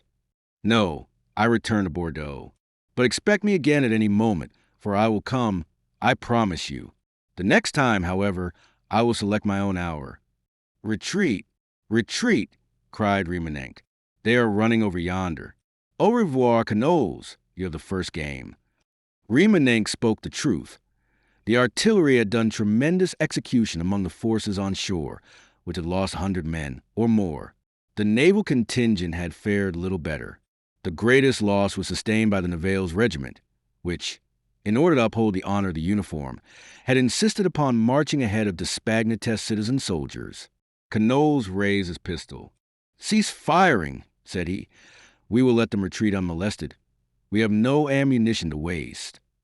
Indeed, it would have been a waste of powder to continue the fire. The assailants retired in hot haste, taking their wounded with them, but leaving the dead behind. Canolles mustered his men and found that he had 4 killed and 16 wounded. Personally, he had not received a scratch. "Dame!" he exclaimed, as he was receiving Nanon's joyful caresses 10 minutes later. "They were not slow, my dear, to make me earn my governor's commission. What absurd butchery! I have killed 150 men at least, and broken the arm of one of my best friends, to prevent his being killed outright." "Yes," said Nanon, "but you are safe and sound, aren't you?" "Thank God. Surely you brought me luck, Nanon. But look out for the second bout. The Bordelais are obstinate, and more than that, Revelli and Remenink promised to come again." "Oh, well," said Nanon, "the same man will be in command at St. George, with the same troops to sustain him. Let them come. And the second time they will have a warmer reception than before, for between now and then you will have time to strengthen your defenses, won't you?" "My dear," said Canolles confidentially, "one doesn't get to know a place all at once. Mine is not impregnable. I have discovered that already, and if my name were La Rochefoucauld, I would have Isle St. George tomorrow morning. By the way, Delboyne will not breakfast with us." "Why not?" "Because he was cut in two by a cannonball." Chapter 6. The return of the attacking party to Bordeaux presented a doleful spectacle. The worthy tradesmen had left home triumphantly on the previous day, relying upon their numbers and upon the ability of their leaders. In fact, their minds were entirely at ease as to the result of the expedition from sheer force of habit, which sometimes answers all the purposes of confidence to men who are in danger. For who was there among them who had not in his young days haunted the woods and fields of Isle St. George? Where could you find a Bordelais who had not handled the oar, the fowling piece, or the fisherman's net in the neighborhood which they were about to revisit as soldiers? Thus the defeat was doubly depressing to the honest fellows. The locality shamed them no less than the enemy. So it was that they returned with hanging heads and listened resignedly to the lamentation and wailing of the women, who ascertained the losses sustained by the vanquished forces by counting them after the manner of the savages of America. The great city was filled with mourning and consternation. The soldiers returned to their homes to describe the disaster, each in his own way. The chiefs betook themselves to the apartments occupied by the princess at the house of the president. Madame de Condé was at her window awaiting the return of the volunteers. Sprung as she was from a family of warriors, wife of one of the greatest conquerors in the world, and brought up to look with scorn upon the rusty armor and absurd headgear of the militia, she could not restrain a feeling of uneasiness as she thought that those same citizens, her partisans, had gone out to contend against a force of old, well-disciplined soldiers. But there were 3 considerations from which she derived some comfort. In the first place, Monsieur de La Rochefoucauld was in command. In the second place, the Nivelles regiment had the right of line. In the third place, the name of Condé was inscribed upon the banners. But every one of these considerations, which gave the princess ground for hope, was a source of bitter grief to Madame de Cambes. Even so did everything that grieved the illustrious dame become a source of triumph to the Viscountess. The Duc de la Rochefoucauld was the first to make his appearance, covered with dust and blood. The sleeve of his black doublet was torn open, and there were spots of blood upon his shirt. "Is this true that I hear?" cried the princess, darting to meet him. "What do you hear, madam?" he asked coolly. "That you were repulsed." "You have not heard the whole, madam. To put it frankly, we have been beaten." "Beaten?" cried the princess, turning pale. "Beaten? It isn't possible." "Beaten?" murmured the Viscountess. "Beaten by Monsieur de Canoles." "How did it happen? I pray to know," demanded Madame de Condé, in a freezing tone eloquent of her bitter indignation. "It happened, madam. As all miscalculations happen, in play, in love, in war, we attacked those who were more clever or stronger than ourselves." "Pray, is this Monsieur de Canoles such a gallant fellow?" queried the princess. Madame de Cambes' heart throbbed with delight. "Oh, mon Dieu!" replied La Rochefoucauld with a shrug. "Not more so than another, but as he had fresh soldiers, stout walls, and was on the lookout for us, having probably received warning of our attack, he had the advantage of our good Bordelais. Ah, madam, let me remark parenthetically that they are sorry soldiers. They ran away at the second volley." "And Nivelles?"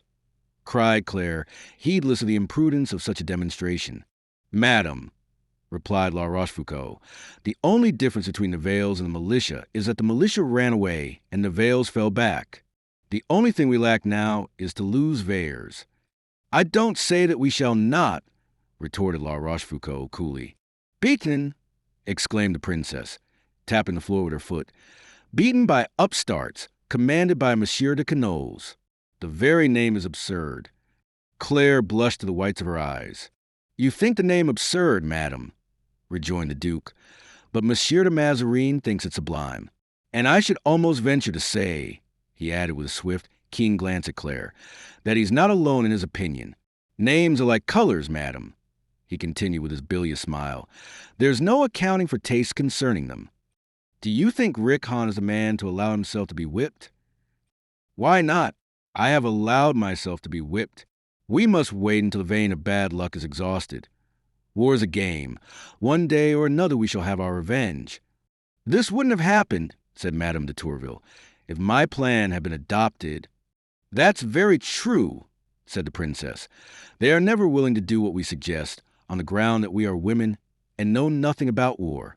The men have their own way and get beaten." "Mon Dieu! Yes, madam, but that happens to the greatest generals. Paulus Emilius was beaten at Cannae, Pompey at Pharsalia, and Attila at Chalons. There are none but Alexander and yourself, Madame de Tourville, who have never been beaten. Let us hear your plan." "My plan, Monsieur le Duc," said Madame de Tourville in her primmest manner, "was to lay siege to the fortress in regular form. They wouldn't listen to me, but preferred a coup de main. You see the result." "Answer, madam, Monsieur Lennet," said the Duke. "For my own part, one did not feel sufficiently strong in strategy to maintain the conflict." "Madam," said Lennet, whose lips thus far had opened only to smile, "there was this to be said against your idea of a regular siege, that the Bordelais are not soldiers but citizens. They must supper under their own roof and sleep in their own bed. Now, a regular siege requires those concerned in to dispense with a multitude of conveniences to which our worthy burghers are accustomed. So they went out to besiege our St. George as amateurs. Do not blame them for having failed today. They will travel the 4 leagues and recommence the struggle as often as need be." "You think that they will begin again?" the princess inquired. "Oh, as to that, madam," said Lennet, "I am quite sure of it. They are too fond of their island to leave it in the king's hands." "And they will take it?" "Most assuredly, some day or other." "Very good, on the day that they take it," cried Madame la Princesse. "I propose that this insolent Monsieur de Canoles shall be shot unless he surrenders at discretion." Claire felt a deathly shudder run through her veins. "Shot!" echoed the Duke. "Peste! If that's according to your Highness's ideas of war, I congratulate myself most sincerely that I am numbered among your friends." "Let him surrender, then." "I would like to know what your Highness would say if Richness were to surrender." "We're not talking of Richness, Monsieur le Duc. Richness is not in question now. Bring me a citizen, a sheriff, a counselor, somebody to whom I can talk and assure myself that this cup is not without bitterness to those who have put it to my lips." "Luckily enough," said Leonard, "Monsieur d'Espagnat is even now at the door, soliciting the honor of an audience of your highness." "Admit him," said the princess. Throughout this scene, Claire's heart had beaten at times as if it would burst, and again it felt as if it would never beat again. She said to herself that the Bordelais would make Quenouille's pay dear for his triumph. But it was much worse when Espagnat, by his protestations, surpassed Leonard's confident anticipations. "Madam," said he to the princess, "I beg that your highness will have no fear. Instead of 4,000 men, we will send 8,000. Instead of 6 pieces of cannon, we will take along 12. Instead of 100 men, we will lose 2, 3 for 100 if need be, but we will take St. George." "Bravo, monsieur," cried the Duke. "Spoken like a man. You know that I am with you, whether as your leader or as a volunteer, as often as you undertake this task. But bear in mind, I beg, that at the rate of 500 men lost for each of 4 expeditions like this one, our army will be reduced 1/5. "Monsieur le Duc," rejoined Espagnat, "we have 30,000 men in condition to bear arms at Bordeaux. We will drag all the cannon from the arsenal to the fortress, if necessary. We will discharge enough ammunition to reduce a mountain of granite to powder. I will myself cross the river at the head of the sappers, and we will take St. George. We have just sworn a solemn oath to do it." "I doubt whether you will take St. George so long as Monsieur de Quenouille is alive," said Claire in an almost inaudible voice. "Then we will kill him, or have him killed, and take St. George afterward," rejoined Espagnat. Madame de Cambes stifled a cry of dismay that came to her lips. "Do you desire to take St. George?" "Do we desire it?" cried the princess. "I should say as much. We desire little else." "Very well," said Madame de Cambes.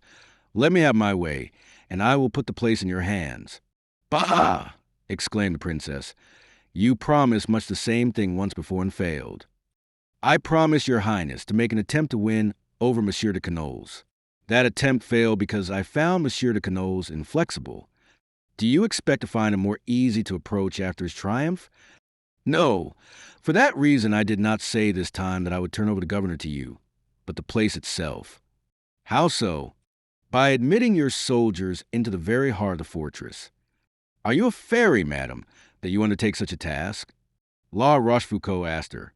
"No, monsieur, I am a landowner," said the Vicomtesse. "Madam is pleased to jest," retorted the Duke. "Not at all, not at all," said Leonard. "I can imagine a world of meaning in the 3 words just uttered by Madame de Cambes." "Then that is all I require," said the Viscountess. "Monsieur Leonard's approval means everything to me. I say again that St. George is as good as taken, if I may be allowed to say 4 words in private to Monsieur Leonard." "Madame," chimed in Madame de Turville, "I too can take St. George if I can have my way." "Let Madame de Turville first set forth her plan, so that we can all hear," said Leonard, checking the effort Madame de Cambes was making to lead him into a corner. "Then you shall whisper yours to me." "Say on, madam," said the princess. "I would start at night with 20 boats carrying 200 musketeers. Another party, equal in number, would creep along the right bank, for 500 more would ascend the left bank. Meanwhile, 10 or 1,200 Bordelais." "Bear in mind, madam," interposed La Rochefoucauld, "that you already have 10 or 1,200 men engaged." "I will take St. George with a single company," said Claire. "Give me Nivelles, and I will answer for the result." "'Tis worth considering," said the princess, while Monsieur de La Rochefoucauld, with his most contemptuous smile, gazed pityingly at these women who presumed to discuss military questions which embarrass the boldest and most enterprising men. "I will listen to you now, madam," said Leonard. "Come this way." He led Claire to a window recess, where she whispered her secret in his ear. Leonard emitted a joyful exclamation. "Indeed, madam," said he, turning to the princess, "if you will give Madame de Cambes carte blanche, St. George is ours." "When?" the princess demanded. "When you please." "Madame is a great captain," sneered La Rochefoucauld. "You may judge for yourself, Monsieur le Duc," said Leonard, "when you enter St. George in triumph, without firing a single shot. When that time comes, I will approve. If it's as certain as you say," said the princess. "Let everything be prepared for tomorrow." "On such day and at such hour as your highness pleases," said Claire. "I will await your commands in my apartment." With that she bowed and withdrew. The princess, who had passed in an instant from wrath to hope, did the same, followed by Madame de Turville. Espagnat, having renewed his protestations, took his departure, and the Duke was left alone with Lennet. Chapter 7. "My dear Monsieur Lennet," said the Duke, as the women seemed to have taken charge of the war, "I think it would be a good plan for the men to do a little intriguing. I have heard of a certain Captain Cavaignac, whom you commissioned to raise a company, and who is represented to me as an exceedingly clever sort of fellow. I sent for him. Is there any way for me to see him?" "He is waiting, Monseigneur," said Lennet. "Let him come in, then." Lennet pulled a bell cord, and a servant appeared. "Send Captain Cavaignac hither," said Lennet. An instant after, our old acquaintance appeared in the doorway, but prudent as always, there he halted.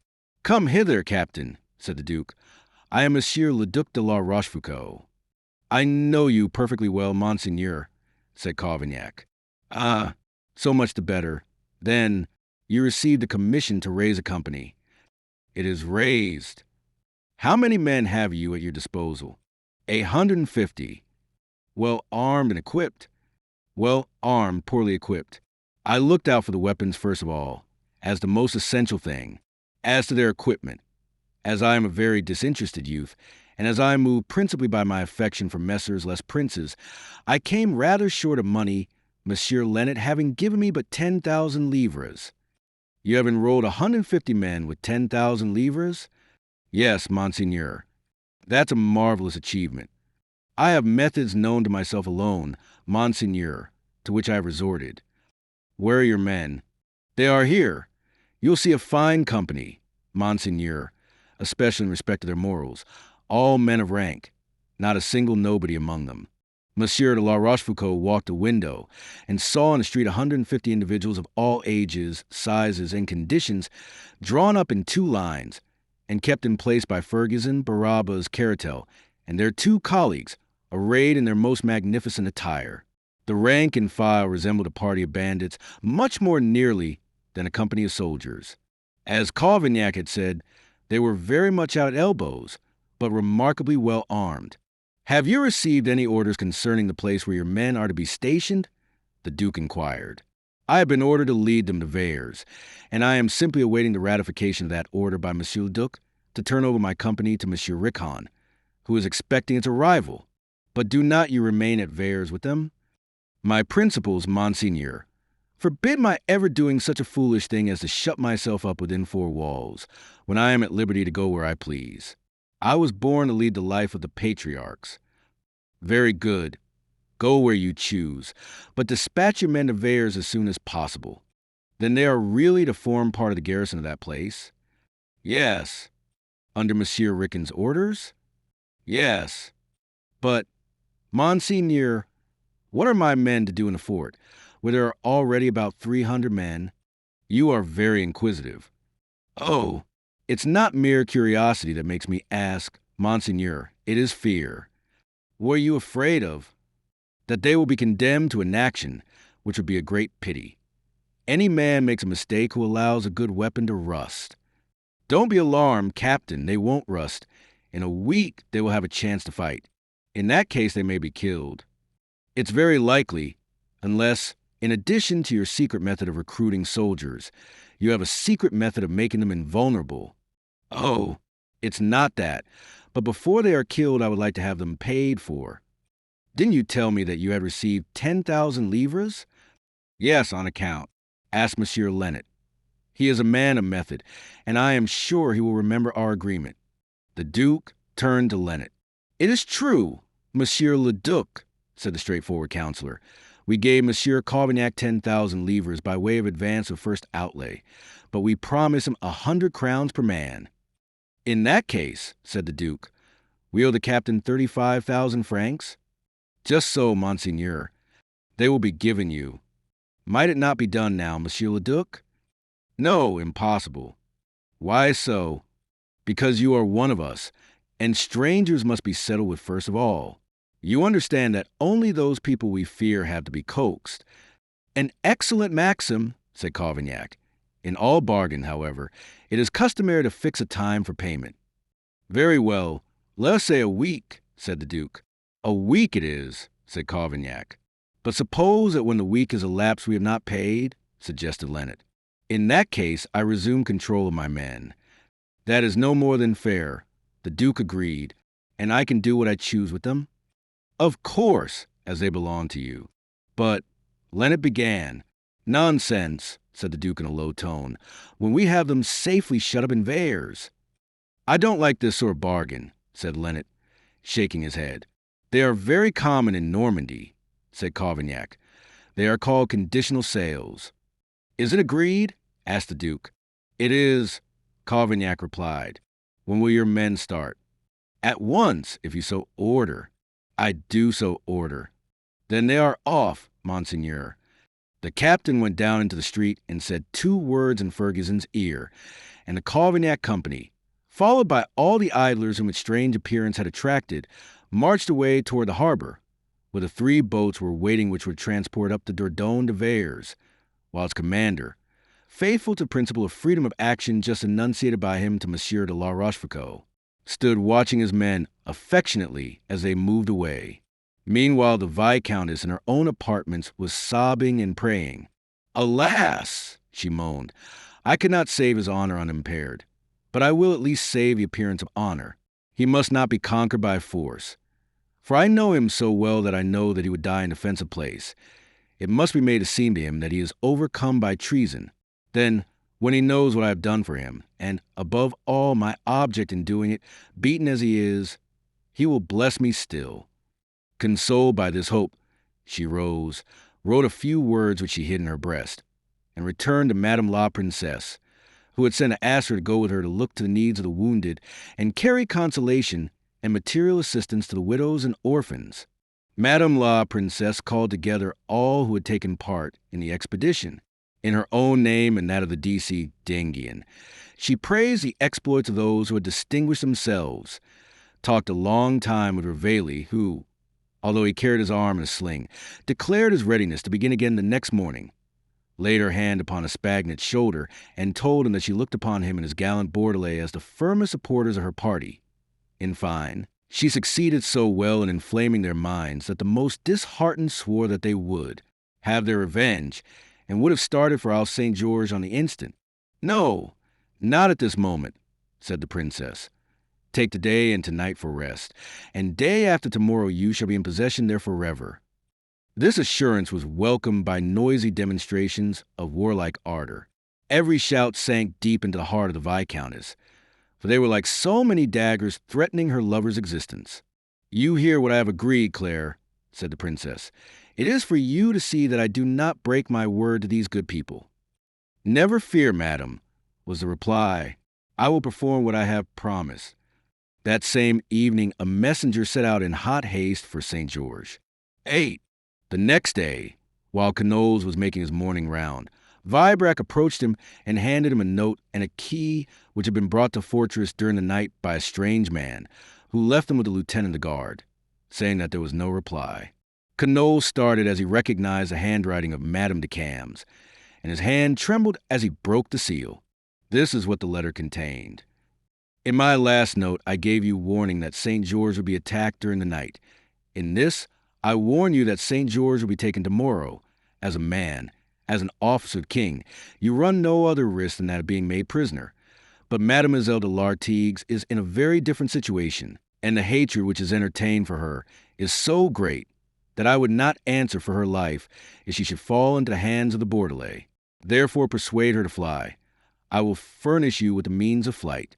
At the head of your bed, behind a curtain upon which are embroidered the arms of the Lord de Cambes, to whom Alsace St. George formerly belonged, Monsieur le Comte de Cambes, my late husband, presented it to the king. You will find a door to which this is the key. It is one of the entrances to an extensive underground passage which passes beneath the bed of the river, and comes out at the manor of Cambes. Persuade Mademoiselle Nanon de Lartigues to fly through that passage, and if you love her, fly with her. I answer for her safety upon my honor. Adieu. We are quits. Vicomtesse de Cambes. Canoles read and reread the letter, shivering with fear at every word, growing paler with every reading. He felt that a mysterious power, which he could not fathom, enveloped him and directed his actions. Might not this same underground passage, from his bedroom to the Chateau de Cambes, which was to serve to assure Nanon's safety, serve equally well, if the secret were generally known, to deliver St. George to the enemy? Vibrac followed, upon the governor's expressive features, the emotions which were reflected there. "Bad news, Commandant?" he asked. "Yes, it seems that we are to be attacked again tonight." "The fanatics," said Vibrac. "I should have supposed we had given them a sufficient dressing down, and were not likely to hear them again for a week at least." "I have no need to enjoin the strictest watchfulness upon you," said Canoles. "Have no fear, Commandant. Probably they will try to surprise us, as they did before. I have no idea, but let us be ready for anything, and take the same precautions that we took before. Finish my round of inspection for me. I must go to my room. I have some orders to give." Vibrac touched his hat and strode away with the soldierly indifference to danger often exhibited by those whose profession brings them face to face with it at every step. Canoles went to his room, taking every possible precaution not to be seen by Nanon, and having made sure that he was alone, locked himself in. At the head of his bed were the arms of the lords of Cambes, upon a tapestry hanging surrounded by a band of gold. Canoles raised the band, which was not attached to the tapestry, and disclosed the crack of a door. With the aid of the key which accompanied the Viscountess's letter, he opened the door and found himself confronted by the gaping orifice of a subterranean passage. For a moment Canoles was struck dumb and stood motionless, with the sweat pouring from his brow. This mysterious opening into the bowels of the earth terrified him in spite of himself. He lighted a candle and prepared to inspect it. First, he descended 20 steep stairs, then kept on down a gentler slope farther and farther into the depths. Soon he heard a dull, rumbling noise, which alarmed him at first, because he could not think to what cause to attribute it. But as he went forward, he recognized it as the roar of the river flowing above his head. The water had forced its way through the arch in divers places at one time or another, but the crevices had evidently been detected in time and filled with a sort of cement, which became harder in course of time than the stones it bound together. For about 10 minutes Canoles heard the water rolling over his head. Then the noise gradually died away until it was hardly more than a murmur. At last even the murmuring ceased, to be succeeded by perfect silence. And after walking 100 feet or more in the silence, Canoles reached a staircase similar to the one by which he had descended, and closed at the top by a massive door which the united strength of 10 men could not have moved, and which was rendered fireproof by a thick iron plate. "Now I understand," said Canoles. "She will await Nanon at this door and help her to escape." He retraced his steps beneath the riverbed, ascended the staircase, re-entered his room, replaced the gold band, and betook himself deep in thought to Nanon's apartments. Chapter 9. Nanon was, as usual, surrounded by maps, letters, and books. In her own way, the poor woman was carrying on the war in the king's interest. As soon as she saw Canoles, she gave him her hand joyfully. "The king is coming," said she, "and in a week we shall be out of danger." "He is always coming," returned Canoles with a sad smile. "Unfortunately, he never arrives." "Ah, but this time my information is reliable, my dear Baron, and he will surely be here within the week. Let him make what haste he may, Nanon, he will arrive too late for us." "What do you say?" "I say that instead of wearing yourself out over these maps and papers, you would do better to be thinking of means of escape." "Of escape? Why so?" "Because I have bad news, Nanon. A new expedition is preparing, and this time I may be forced to yield." "Very well. My dear, didn't we agree that I should share your fate and your fortune, whatever they may be?" "No, that cannot be. I shall be too weak, if I have to fear for you. Did they not propose at Agen to burn you at the stake? Did they not try to throw you into the river? Nanon, in pity for me, do not insist upon remaining, for your presence would surely make me do some cowardly thing." "Mon Dieu, Canoles, you frighten me." "Nanon, I implore you to give me your word that you will do what I bid you, if we are attacked." "Why should I make such a promise?" "To give me the strength to do my duty." "Nanon, If you do not promise to obey me blindly, I swear that I will take the first opportunity to seek my own death. Whatever you wish connols, I swear it by our love. Thank God. Dear Nanan, my mind is much more at ease now. Get together your most valuable jewels. Where is your money? In a small, iron-bound chest. Have it all ready. You must take it with you. Oh, Knowles, you know that the real treasure of my heart is neither gold nor jewels. Knowles, is this all a mere pretext to send me away from you? Nanan, you deem me a man of honor, do you not? Very good. Upon my honor, what I now do is inspired solely by my dread of the danger that threatens you. You seriously believe that I am in danger? I believe that our St. George will be taken tomorrow. How, pray? That I cannot say, but I believe it. And suppose I consent to fly? I will do everything in my power to preserve my life. Nanan, I swear. Do you command, my dear, and I will obey, said Nanan, giving her hand to Knowles, regardless, in the intensity of her gaze, of two great tears which were rolling down her cheeks. Knowles pressed her hand and left the room. Had he remained a moment longer, he would have wiped away those two pearls with his lips. But he placed his hand on the Viscountess's letter, and that gave him strength to tear himself away. It was a cruel day, the positive, definite threat. Tomorrow our St. George will be taken, rang incessantly in Knowles' ears. How? By what means? What ground had the Viscountess for speaking with such conviction? Was he to be attacked by water or by land? From what quarter was this invisible yet indubitable disaster to burst upon him? He was well nigh mad. So long as the daylight lasted, Knowles burned his eyes out in the glaring sunshine, looking everywhere for the enemy. After dark, he strained his eyes trying to peer into the depths of the forest, scanning the skyline of the plain and the windings of the river, all to no purpose. He could see nothing. When night had fallen altogether, he spied a light in one wing of the Chateau de Cambes. It was the first time he detected the slightest sign of life there while he had been at Isle St. George. Ah, said he with a long-drawn sigh, there are Nanan's saviors at their post. What a strange, mysterious problem is that of the workings of a human heart. Knowles no longer loved Nanan. Knowles adored Madame de Cambes. And yet, at the moment of separation from her whom he no longer loved, he felt as if his heart would break. It was only when he was far away from her, or when he was about to leave her, that Knowles felt the full force of the singular sentiment with which he regarded that charming person.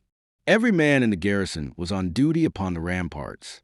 Knowles grew weary of gazing and questioning the silence of the night. Never was darkness more absolutely dumb or apparently more solitary. Not the slightest sound disturbed the perfect calmness, which seemed like that of the desert. Suddenly it occurred to Knowles that it might be that the enemy proposed to make their way into the fort by the underground passage he had explored. It seemed highly improbable, for in that case they would have been unlikely to give him warning, but he resolved none the less to guard the passage. He ordered a barrel of powder to be prepared with a slow match, selected the bravest man among his sergeants, rolled the barrel down upon the last step of the subterranean staircase, lighted a torch, and placed it in the sergeant's hand. 2 other men were stationed near him. If more than 6 men appear in this passage, he said to the sergeant, call upon them to withdraw. If they refuse, set fire to the match and give the barrel a roll. As the passage slopes down, it will burst in the midst of them. The sergeant took the torch. The 2 soldiers stood motionless behind him, in its reddish glare, with a barrel of powder at their feet. Knowles ascended the stairs with his mind at rest, in that direction at least. But as he stepped into his room, he saw Nanan, who had seen him come down from the ramparts and return indoors, and had followed him in quest of news. She stared in open-mouthed dismay at this yawning orifice of which she had no knowledge. Oh, mon Dieu, said she, what is that door? The door of the passage through which you are to fly. Dear Nanan, you promised me that you wouldn't require me to leave you except in case you were attacked. And I renew my promise. Everything about the island seems to be quiet, my dear. Everything seems quiet within, too, does it not? And yet there are a barrel of powder, a man, and a torch within 20 feet of us. If the man should put the torch to the powder, in 1 second, not one stone would be left upon another in the whole fort. That is how quiet everything is, Nanan. The color fled from the young woman's cheeks. "Oh, you make me shudder," she cried. "Nanan, call your women," said Knowles, "and bid them come hither with all your packages, and your footmen with your money. Perhaps I am mistaken. Perhaps nothing will happen tonight. But never mind, let us be ready." "Kaviv!" cried the sergeant's voice in the underground passage. Another voice replied, but in a friendly tone. "Hark!" said Knowles. "They have come for you. There is no attack as yet. Dear heart, all is quiet. Let me stay with you. They will not come." As Nanan ceased to speak, the cry of Kaviv rang out thrice in the inner courtyard, and the third time it was followed by the report of a musket. Knowles darted to the window and threw it open. "To arms!" cried the sentinel. "To arms!" Knowles saw a black, moving mass in one corner. It was the enemy pouring forth in flood from a low, arched doorway opening into a cellar used as a woodhouse, to which there was no doubt some secret issue. "There they are!" cried Knowles. "Hurry! There they are!" As he spoke, the sentinel's shot was answered by a score of muskets. 2 or 3 bullets shattered the glass in a window, which Knowles hastily closed. He turned back into the room and found Nanan on her knees, her women, and her manservant came running in from her apartment. "There's not an instant to lose, Nanan," cried Knowles. "Come, come." He took her in his arms as if she weighed no more than a feather and plunged into the underground passage, calling to her people to follow him. The sergeant was at his post, torch in hand. The 2 soldiers, with matches lighted, were ready to fire upon a group of men, among whom was our old acquaintance, Master Pompey, pale with fear and uttering profuse protestations of friendliness. "Ah, Monsieur de Knowles," he cried, "pray tell them that you were expecting us. What the devil! One doesn't indulge in pleasantry of this sort with one's friends." "Pompey," said Knowles, "I place Madame in your charge, one whom you know has agreed upon her honor to answer to me for her. You shall answer to me for her upon your head." "Yes, I will answer for everything," said Pompey. "Knowles, Knowles." "I will not leave you," cried Nanan, clinging to the young man's neck. "Knowles, you promise to go with me." "I promise to defend St. George while one stone stands upon another, and I propose to keep my promise." Despite Nanan's shrieks and tears and entreaties, Knowles gave her into Pompey's hands, and he, with the assistance of 2 or 3 servants of Madame de Cambes and the poor girl's own attendants, carried her off into the dark passage. For an instant Knowles looked after the fair white phantom as it was borne away with arms outstretched toward him. But suddenly he remembered that he was expected elsewhere and rushed back to the stairway, shouting to the sergeant and the 2 soldiers to follow him. Vibrac was in the governor's room, pale and hatless, with his drawn sword in his hand. "Commandant," he cried as soon as he caught sight of Knowles. "The enemy! The enemy! I know it. What must we do?" "Parbleu! A pretty question. Sell our lives dear, of course." And Knowles darted down into the courtyard. On the way he spied a miner's axe and took possession of it. The courtyard was full of the invading force.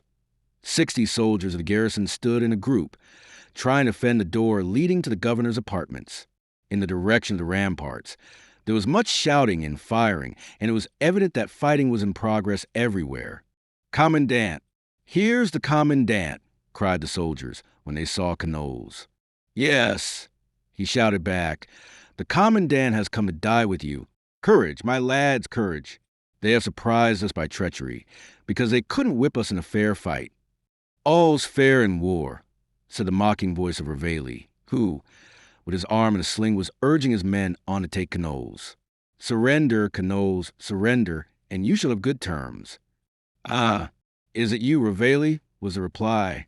"I thought I had paid you my debt of friendship, but you are not content. Wait a moment."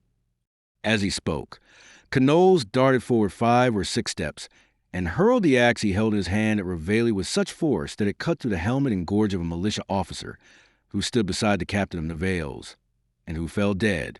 "Damnation!" exclaimed Reveille. "How courteously you reply to proffered courtesies. I ought, though, to be well used to your ways. He's mad, boys. Fire on him. Fire." At the word, a brisk volley came from the enemy's ranks, and 5 or 6 men about Canolles fell. "Fire!" cried he, "fire!" But only 4 or 5 muskets responded. Taken by surprise, just when they were least expecting it, and confused by the darkness, Canolles' troops had lost their courage. He saw that there was no hope. "Go in," he said to Vibrac. "Go in and take your men with you.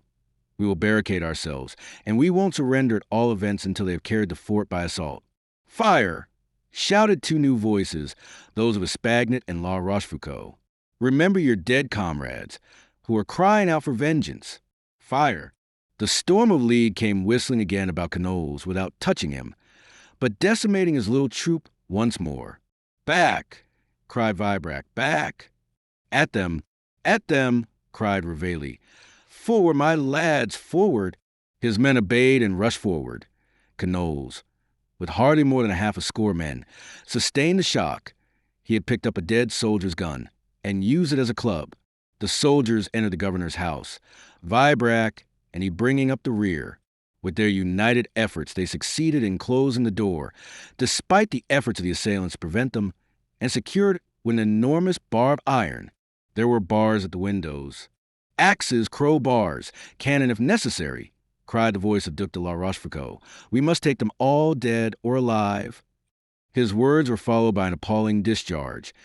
2 or 3 bullets pierced the door, and one of them shattered Vibrac's thigh. "Faith, Commandant," said he, "my account is settled. Do you look now to settling yours? I am done with it all." He lay down by the wall, unable to stand erect.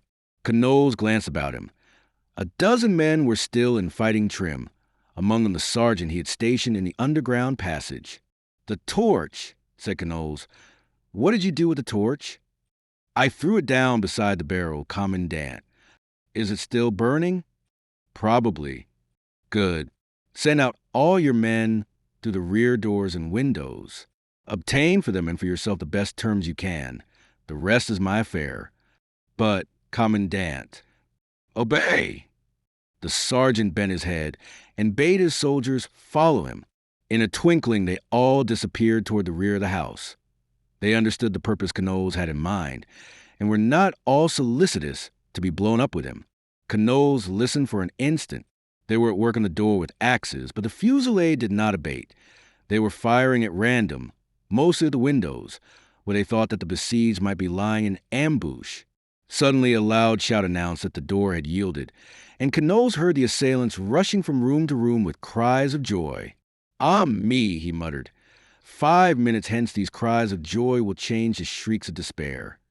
He rushed into the underground passage, where he found a young man sitting on the barrel, with the torch at his feet and his face buried in his hands. He raised his head at the sound of footsteps, and Canolles recognized Madame de Cambes. "Ah, here you are at last," she cried as she rose. "Claire," murmured Canolles, "why have you come here?" "To die with you, if you are determined to die." "I am dishonored, ruined, and there is nothing for me but to die." "You are saved, and your honor is secure. Saved by me. Ruined by you. Do you hear them? They are coming. Here they are. Claire, make your escape while you may. You have 5 minutes. It is more than enough." "I will not fly. I will remain." "But do you know why I came down here? Do you know what I propose to do?" Madame de Cambes picked up the torch and put it near the barrel of powder. "I have a suspicion," said she. "Claire," cried Canolles in dismay. "Claire, say again that you propose to die, and we will die together." The pale face of the Viscountess indicated such resolution that Canolles realized that she was quite capable of doing what she said, and he stopped. "Tell me what you wish," he said. "I wish you to surrender." "Never. Time is precious," continued the Viscountess. "Surrender. I offer you life and honor, for I give you the excuse that you were surprised by treachery. Let me fly, then. I will lay my sword at the king's feet and beseech him to give me an opportunity to have my revenge. You shall not fly." "Why not?" "Because I can live in this way no longer. Because I cannot live apart from you. Because I love you. I surrender." "I surrender," cried Canolles, throwing himself at Madame de Cambes' knees and hurling away the torch she still held in her hand. "Ah," she murmured, "now I have him, and no one can take him away from me again." There was one very peculiar thing, which is capable of explanation, however, namely, that love acted so differently upon these two women. Madame de Cambes, shy, timid, and gentle by nature, had become resolute, bold, and strong. Nanon, capricious and willful, had become shy, timid, and gentle. Herein lies the explanation of the phenomenon. Madame de Cambes felt more and more confident that she was beloved by Quenouls. Nanon felt that Quenouls' love for her was growing less day by day. The second return of the army of the princes to Bordeaux was very different from the first. On this occasion, there were laurels for everybody, even for the vanquished. Madame de Cambes, with consummate tact, had assigned an honorable role to Quenouls, who, as soon as he had entered the city, side by side with his friend Reveille, whom he was so near killing on 2 occasions, was surrounded and congratulated as a great captain and a gallant soldier. They who had been so soundly whipped but 2 days before, especially those of them who had suffered any damage at that time, retained some hard feeling against their conqueror. But Quenouls was so handsome and sweet-tempered, his manners were so simple, he bore himself in his new position so good-humoredly, and yet with such becoming dignity. The friends who surrounded him were so demonstrative in their evidences of affection for him. Both officers and men of the Nivelles regiment were so loud in their praise of him as their captain and as governor of Isle St. George, that the Bordelais soon forgot their rancor. Moreover, they had other things to think of. Monsieur de Bouillon arrived a day or 2 later, and they had most precise information that the king would be at Libourne in a week at the latest. Madame de Condé was dying with curiosity to see Quenouls. She stood behind the curtains at her window and watched him pass, and was impressed with his distinguished bearing, which fully justified the reputation he had acquired among friends and foes alike. Madame de Tourville's opinion did not coincide with that of Madame la Princesse. She claimed that he lacked distinction. Leonard declared that he considered him a gallant fellow, and Monsieur de la Rochefoucauld said simply, "Aha, so that's the hero, is it?" Quarters were assigned Quenouls in the principal fortress of the city, the Chateau Trompette. By day, he was free to go where he pleased throughout the city, on business or pleasure, as the case might be. At taps, he returned to the fortress. His word was taken that he would not attempt to escape nor to correspond with anyone outside the city. Before accepting this last condition, he asked permission to write a few lines, and the permission being granted, he sent Nanon the following letter. "A prisoner, but at liberty upon my word of honor to correspond with no one outside the walls of Bordeaux. I write you these few words, dear Nanon, to assure you of my affection, which my silence might cause you to doubt. I depend upon you to defend my honor in the sight of the king and queen. Baron de Quenouls."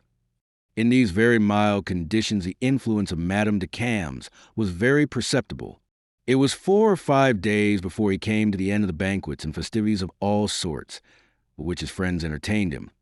He was seen constantly with Reveille, who walked about with his left arm that of Quenouls and his right in a sling. When the drums beat and the Bordelais set out upon some expedition or hurried to quell an uprising, they were sure to see Quenouls somewhere on the way, either with Reveille on his arm or alone, with his hands behind his back, interested, smiling, and inoffensive. Since his arrival, he had seen Madame de Cambes very rarely, and had hardly spoken to her. The Viscountess seemed to be content so long as he was not with Nanon, and she was happy to know that he was in her neighborhood. Quenouls wrote to her to complain, mildly, whereupon she procured for him invitations to 1 or 2 houses in the city. More than that, Quenouls, through Leonard's intercession, had obtained permission to pay his respects to Madame de Condé, and the comely prisoner appeared sometimes at her receptions, dancing attendance upon the ladies of her suite. It would be impossible, however, to imagine a man less interested than Quenouls in political matters. To see Madame de Cambes and exchange a few words with her, if he could not succeed in speaking to her, to receive an affectionate smile and nod from her, to press her hand when she entered her carriage, and, Huguenot though he was, to offer her holy water at church. Such were the main point of interest in the prisoner's day. At night, he thought over what had taken place during the day. It was not long, however, before this mild distraction ceased to satisfy the prisoner. As he fully realized the exquisite delicacy of Madame de Cambes, who was even more solicitous for his honor than her own, he sought to enlarge the circle of his distractions.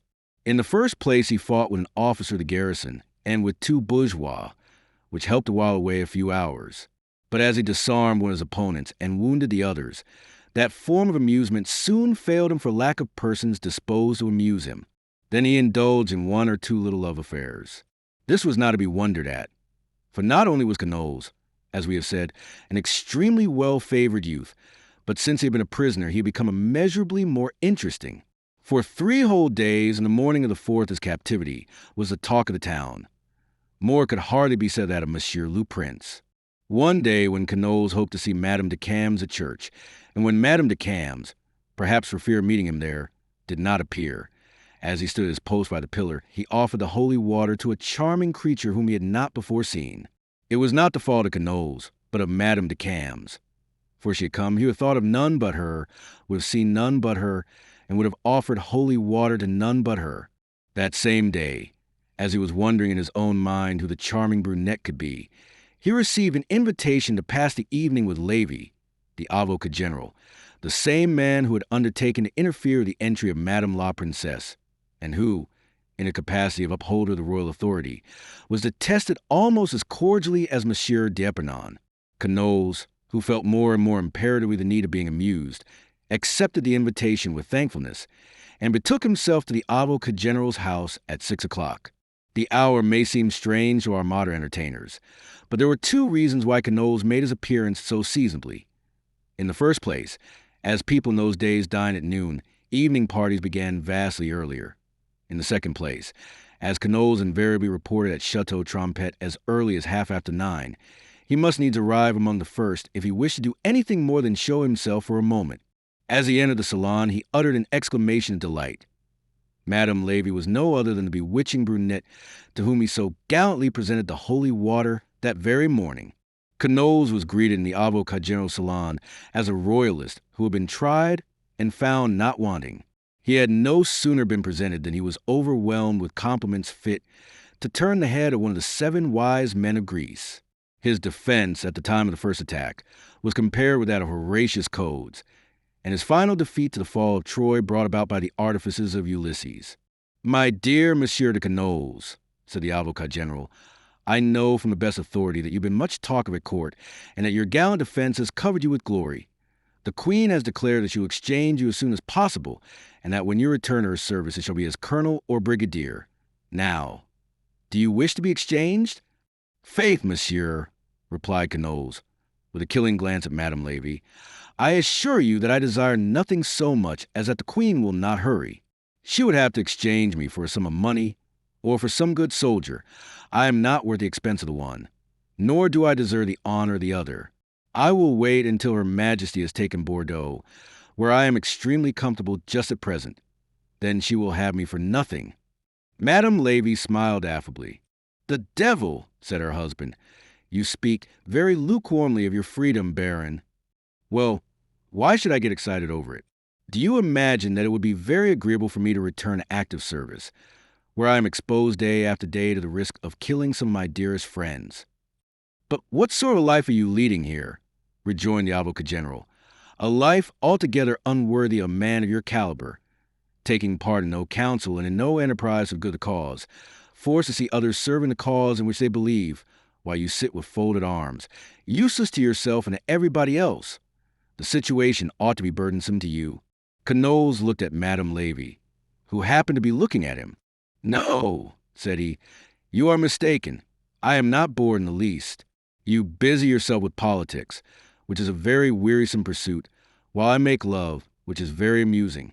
You people in Bordeaux are on the one hand the servants of the Queen, on the other hand the servants of the Princess, while I attach myself to the fortunes of no one sovereign, but am the slave of all the ladies."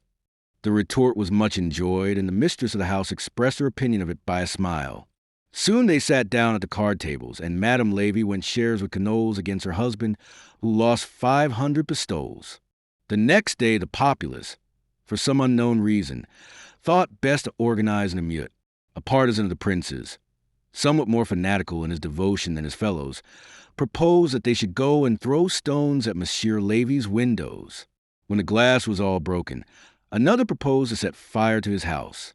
They were already running to fetch firebrands when Canoles arrived with a detachment of Nivelles' regiment, escorted Madame Lévy to a place of safety, and rescued her husband from the clutches of half a score of maniacs, who, as they had failed to burn him, were determined to hang him. "Well, my man of action," said Canolles to the avocat general, who was positively blue with terror, "what do you think now of my idleness? Is it not better for me to do nothing?" With that he returned to Chateau Trompette, as taps were just sounding.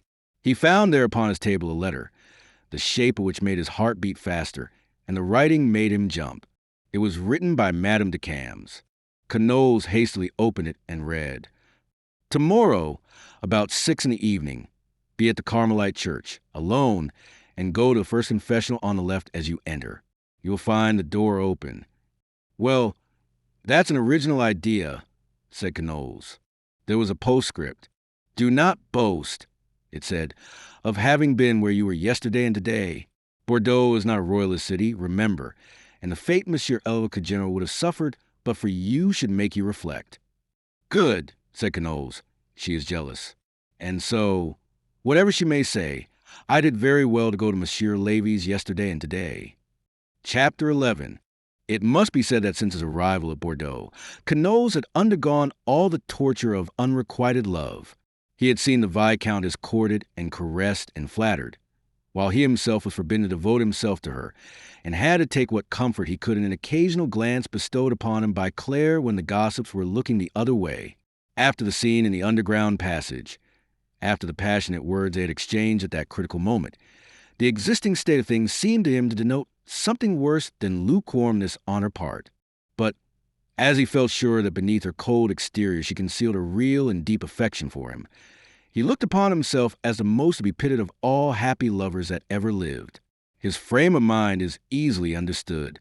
By virtue of the promise he had been made to give, that he would carry on no correspondence with the outside world, he had relegated Nanon to that little corner of the conscience which is set aside for the accommodation of that variety of remorse. As he heard nothing of her, and consequently was spared the ennui caused by tangible reminders of the woman to whom one is unfaithful, his remorse was not altogether unbearable. And yet, sometimes, just when the most jovial of smiles overspread the young man's features, when his voice was heard giving utterance to some bright and witty remark, a cloud would suddenly pass across his brow, and a sigh would escape from his lips at least, if not from his heart. The sigh was for Nanon. The cloud was a memory of the past casting its shadow over the present. Madame de Cambes had remarked these moments of melancholy. She had sounded the depths of Canolles' heart, and it seemed to her that she could not leave him thus abandoned to his own resources. Between an old love which was not altogether extinct and a new passion which might spring up in his heart, it was possible that his surplus ardor, which was formerly expended upon the proper performance of his military duties and the functions of his responsible position, might tend to check the growth of the pure flame which he sought to inspire. Moreover, she simply desired to gain time until memory of so many romantic adventures should fade away, after keeping the curiosity of all the courtiers of the princess on qui vive. Perhaps Madame de Cambes was injudicious. Perhaps, if she had made no concealment of her love, it would have created less sensation, or the sensation would have been less long-lived.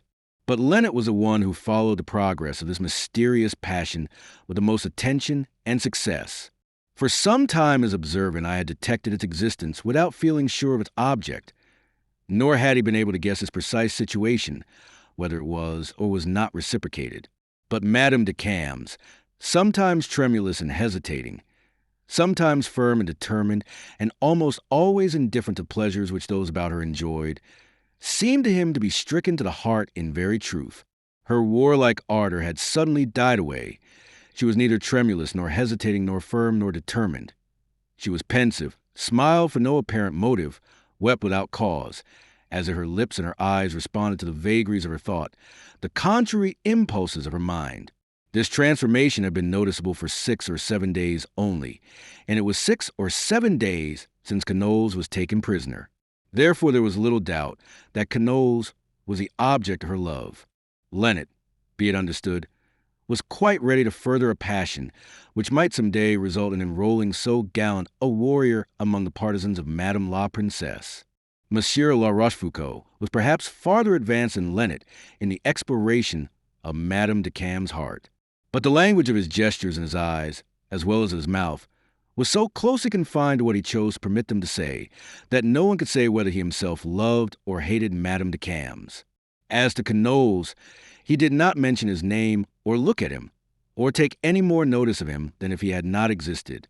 For the rest, he assumed a more warlike attitude than ever, posing constantly as a hero, a pretension in which he was justified to some extent by his undeniable courage and his equally undeniable military skill. Day by day he attributed increased importance to his position as lieutenant to the generalissimo. Monsieur de Bouillon, on the other hand, a cold, mysterious, calculating personage, whose political ends were admirably served by attacks of gout, which sometimes came so in the nick of time that people were tempted to question their reality, was forever negotiating, and concealed his real thoughts as much as possible, being unable to realize the tremendous distance that lay between Mazarin and Richelieu, and being always fearful for his head, which he was very near losing upon the same scaffold. With Cinq-Mars, and saved only by giving up Sedan, his own city, and renouncing in fact, if not in name, his rank as a sovereign prince. The city itself was carried away by the flood of dissipation and profligacy which poured in upon it from all sides. Between two fires, with death and ruin of one sort or another staring in the face, the Bordelais were never sure of the morrow, and they felt the need of doing what they could to sweeten their precarious existence, which could count the future only by seconds. They remembered La Rochelle and its demolition by Louis XIII, and the profound admiration of and of Austria for that exploit. Why did not Bordeaux afford the hatred and ambition of that princess an opportunity to duplicate the fate of La Rochelle? They constantly forgot that the man who imposed his leveling instrument upon all heads and walls that seemed to him too high was dead, and that Cardinal de Mazarin was hardly equal to the shadow of Cardinal de Richelieu. So it was that every one let himself go with the tide, Canolles with the rest. It is no less true that there were times when he was inclined to doubt everything, and in his fits of skepticism he doubted the love of Madame de Cambes, as he doubted everything else. At such times Nanon's image would once more fill a large space in his heart, in absence more affectionate and devoted than ever. At such times, if Nanon had appeared before him in the flesh, the inconstant creature would have fallen at her feet. While his thoughts and emotions were in this incoherent state, which only those hearts can understand to have at some time hesitated between two loves, Canolles received the Viscountess's letter. We need not say that every other thought instantly disappeared. After reading the letter, he could not understand how he could ever have dreamed of loving any other than Madame de Cambes. And after reading it a second time, he was sure that he had never loved any other than her. He passed one of those feverish, restless nights which do not bring exhaustion in their train, because happiness furnishes a counterpoise to insomnia. Although he had hardly closed his eyes during the night, he rose with the dawn. Everyone knows how a lover passes the hours preceding a meeting with his beloved, in looking at his watch, running aimlessly hither and thither, and jostling his dearest friends without recognizing them. Canolles performed every mad feat that his state of mind demanded. At the precise moment, it was the 20th time he had entered the church, he went to confessional, the door which stood open. Through the small window filtered the last rays of the setting sun. The whole interior of the religious edifice was lighted up by that mysterious light, so sweet to those who pray and those who love. Canolles would have given a year of his life rather than lose a single hope at that moment. He looked around to make sure that the church was deserted, and when he was convinced that there was no one to see him, entered the confessional and closed the door behind him. Chapter 12. An instant later Claire, enveloped in a thick cloak, herself appeared at the door, leaving Pompey outside as sentinel. Then, having satisfied herself that she was in no danger of being seen, she knelt at one of the prie-Dieux in the confessional. "At last, madam," said Canolles, "at last you have taken pity upon me." "I could do no less, since you were ruining yourself," Claire replied.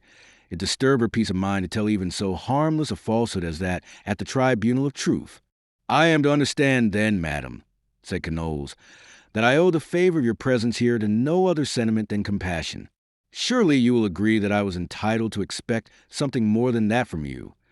"Let us speak seriously," said Claire, trying in vain to steady her trembling voice, "and as we ought to speak in a holy place. You are ruining yourself, I say again, by frequenting Monsieur Lévy's house, who is the princess's sworn enemy.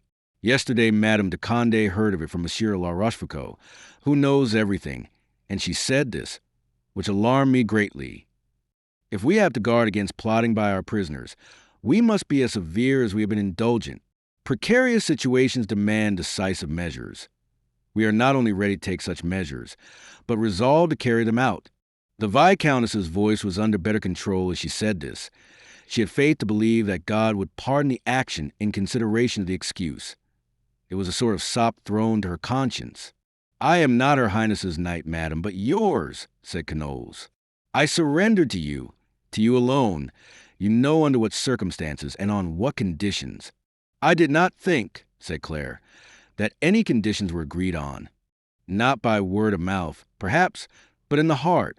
Ah, madam, after what you said to me, after the happiness you led me to anticipate, after the hope you authorized me to entertain, madam, confess that you have been very cruel." "My friend," said Claire, "is it for you to reproach me because I cared as much for your honor as for my own? And do you not understand without forcing me to make the admission? Surely you must divine that I have suffered as much as yourself, yes, more than you, for I had not the strength to bear my suffering. Listen to what I say, and may my words, which come from the bottom of my heart, sink as deep into yours. My friend, as I told you, I have suffered more keenly than you, because I am haunted by a fear which you cannot have, knowing as you do that I love you alone. In your enforced abode here, do you ever regret her who is not here? In your dreams of the future, have you any hope of which I am not a part?" "Madam," said Knowles, "you appeal to my frankness, and I will speak frankly to you.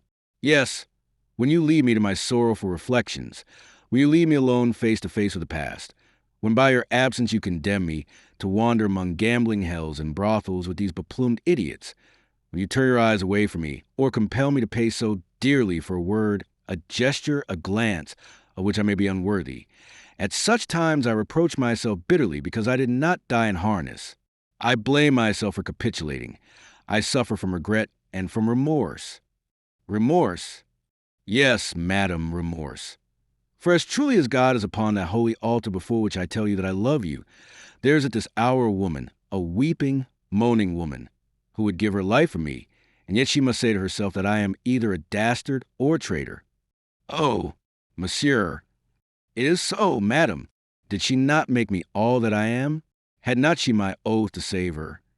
Well, but you did save her, or I am much mistaken. Yes, from the enemies who would have made her suffer physical torture, but not from the despair which rends her heart, as she knows that it was you to whom I surrendered." Claire hung her head and sighed. "Ah, you do not love me," said she. Knowles answered her sigh with another. "I have no wish to tempt you, monsieur," she continued. "I have no wish to deprive you of a friend whom I cannot hope to rival, and yet you know that I love you. I came here to ask you for your love, your devoted, single-hearted love. I came to say to you, I am free. Here is my hand. I offer it to you because you have no rival in my heart, because I know no one who is superior to you." "Ah, madam," cried Knowles, "you make me the happiest of men." "Nay, nay, monsieur," she rejoined sadly. "You do not love me. I love you. I adore you, but I cannot describe what I have suffered from your silence and your reserve." "Mon Dieu!" exclaimed Claire. "Is it impossible for you men to divine anything that you are not told in words? Did you not understand that I was unwilling to make you play a ridiculous role, that I would not give people a pretext for believing that the surrender of St. George was arranged between us beforehand? No, it was my intention that you should be exchanged by the Queen or ransomed by me, when you belonged to me without reserve. Alas, you could not wait. But now, madam, I will wait. 1 hour like this, one word from your sweet voice to tell me that you love me, and I will wait hours, days, years." "You still love Mademoiselle de Lartigues," said Madame de Cambes, shaking her head. "Madam," rejoined Knowles, "were I to say to you that I had not a feeling of grateful friendship for her, I should lie to you. Take me, I pray you, with that feeling. I give you all the love that I have to give, and that is much." "Alas," said Claire, "I know not if I ought to accept, for your words prove that you possess a very noble, but also a very loving heart. Hear me, said Canolles. I would die to spare you one tear, but without a pang I cause a you name to weep incessantly. Poor woman, she has many enemies, and they who do not know her curse her. You have only friends. They who know you not respect you, and they who know you love you. Judge, then, of the difference between these two sentiments, one which has its birth in my conscience, the other in my heart. Thanks, my friend, but perhaps your present impulse is due to my presence, and you may be sorry for it hereafter. I implore you, therefore, to consider my words carefully. I give you until tomorrow to reply. If you wish to send any message to Mademoiselle de Lartigues, if you wish to join her, you are free to do so, Canolles. I myself will take you by the hand and lead you outside the walls of Bordeaux. Madam, replied Canolles, it is useless to wait until tomorrow. I say it with a burning heart, but a cool head. I love you alone. I shall never love any other than you. Thanks, my love, cried Claire, giving him her hand. My hand, my heart alike, are yours. Canolles seized her hand and covered it with kisses. Pompey signals to me that it is time to go, said Claire. Doubtless they are about to close the church. Adieu, my love, or rather, au revoir. Tomorrow you shall know what I intend to do for you. That is to say, for us. Tomorrow you will be happy, for I shall be happy. Unable to control the impulse which drew her toward him, she put his hand to her lips, kissed the ends of his fingers, and glided away, leaving Canolles as happy as the angels, whose heavenly voices seemed to find an echo in his heart. Chapter 13. Meanwhile, as Nanon had said, the king, the queen, the cardinal, and Monsieur de la Mallory were on their way to chastise the rebellious city, which had dared openly to espouse the cause of princes. They were approaching slowly, but they were approaching. On his arrival at Libourne, the king received a deputation from the Bordelais, who came to assure him of their respect and devotion. Under the circumstances, this assurance had a strange sound, and so the queen received the ambassadors from the topmost pinnacle of her Austrian high mightiness. Messrs, said she, we propose to continue our march by way of Vayres, so that we shall soon be able to judge if your respect and devotion are as sincere as you pretend. At the mention of Vayres, the members of the deputation, who were doubtless in possession of some fact unknown to the queen, looked at one another with some uneasiness, and of Austria, whom nothing escaped, did not fail to observe the exchange of glances. We shall go at once to Vayres, said she. Monsieur le Duc d'Epernon assures us that it is a strong place, and we will establish the king's headquarters there. She turned to the captain of her guards. Who commands at Vayres? She asked. I am told, madam, Guédot replied, that it is a new governor. A trustworthy man, I hope, said the queen with a frown. An adherent of Monsieur le Duc d'Epernon. The cloud vanished from the queen's brow. If that is so, let us go on at once, she said. Madam, said the Duc de la Mallory, your majesty will of course be guided by your own judgment, but I think that we ought not to go forward more rapidly than the army. A warlike entry at Vayres would work wonders. It is well that the king's subjects should realize the extent of forces at his majesty's command that will encourage the faithful and discourage traitors. I think that Monsieur de la Mallory is right, said Cardinal de Mazarin. And I say that he is wrong, rejoined the queen. We have nothing to fear between this and Bordeaux. The king is strong in himself, and not in his troops. His household will suffice. Monsieur de la Mallory bowed his acquiescence. It is for your majesty to command, said he. Your will is law. The queen summoned Guédot and bade him order the guards, the musketeers and the light horse to fall in. The king mounted his horse and took his place at their head. Mazarin's niece and the maids of honor entered their carriage. The line of march was at once taken up for Vayres. The army followed on, and as the distance was but 10 leagues, was expected to arrive 3 or 4 hours after the king, and pitch its camp upon the right bank of the Dordogne. The king was barely 12 years old, and yet he was already a finished horseman, managing his steed with ease and grace, and exhibiting in his every movement that pride of race which made him the sequel, the most punctilious of monarchs in matters of etiquette. Brought up under the queen's eye, but constantly harassed by the everlasting niggardliness of the cardinal, who forced him to go without the most necessary things. He was awaiting with furious impatience the hour when he would attain his majority, which hour would strike on the 5th of September following, and sometimes, amid his childish caprices, he indulged by anticipation in true kingly explosions which indicated what he would be some day. This campaign was to him a very agreeable episode. It was in some sort of farewell to his pagehood, an apprenticeship in the trade of war, an essay at kingship. He rode proudly along, sometimes at the carriage door, saluting the queen and making eyes at Madame de Fronsac, with whom he was said to be in love, and again at the head of his household, talking with Monsieur de la Mallory and old Guédot of the campaigns of Louis XIII, and of the mighty prowess of the late cardinal. The miles flew by as they talked, and at last the towers and outer galleries of the fort of Vayres came in sight. The weather was magnificent, and the country picturesque in the extreme. The sun's rays fell obliquely upon the river.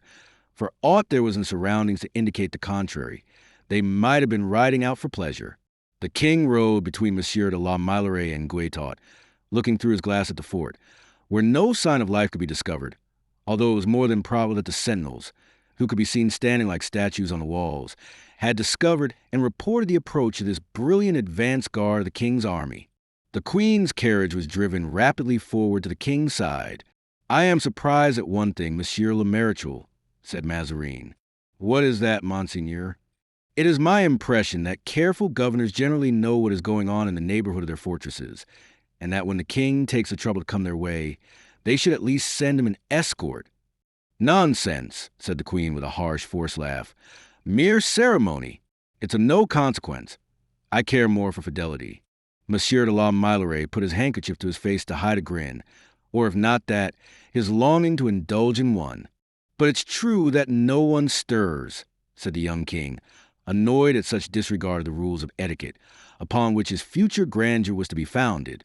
"Sire," replied one of Austria, Monsieur de la Mallory here, and Guédot too, will tell you that the first duty of a governor, especially in an enemy's country, is to remain under cover behind his walls, for fear of surprise. Do you not see yon banner, the banner of Henri IV, and Francois I, floating over the citadel?" And she pointed proudly to that significant emblem, which seemed to prove that her confidence was most abundantly justified. The procession rode forward, and in a few moments came upon an outwork which had evidently been thrown up within a few days. "Aha!" said the marshal. "The governor seems to be at home in the profession. The position of this outwork is well selected, and the work itself well designed." The queen put her head out through the window, and the king stood up in his stirrups. A single sentinel was pacing to and fro upon the half-moon, but except for him the outwork seemed as silent and deserted as the fort itself. "Although I am no soldier," said Mazarin, "and although I do not understand the military duties of a governor, it seems to me that this is very extraordinary treatment of a royal personage." "Let us go forward all the same," said the marshal. "We shall soon see." When the little troop was within 100 yards of the half-moon, the sentinel came to a halt. After scrutinizing them for a moment, he cried, "Que vive the king!" Monsieur de la Mallory replied. At that word, and of Austria expected to see officers and soldiers come running forth, drawbridges lowered, gates thrown open, and swords waving in the air. But she saw nothing of all this. The sentinel brought his right leg up beside his left, drew a bead upon the newcomers, and said in a loud, firm voice the one word, "Halt!" The king turned pale with rage, and of Austria bit her lips until the blood came. Mazarin muttered an Italian oath which was little used in France, but which he had never succeeded in breaking himself. Monsieur le Marechal de la Mallory did no more than glance at their majesties, but it was a most eloquent glance. "I love to have all possible precautionary measures taken in my service," said the queen, striving to deceive herself. For despite the confident expression she forced herself to maintain, she began to be disturbed at the bottom of her heart.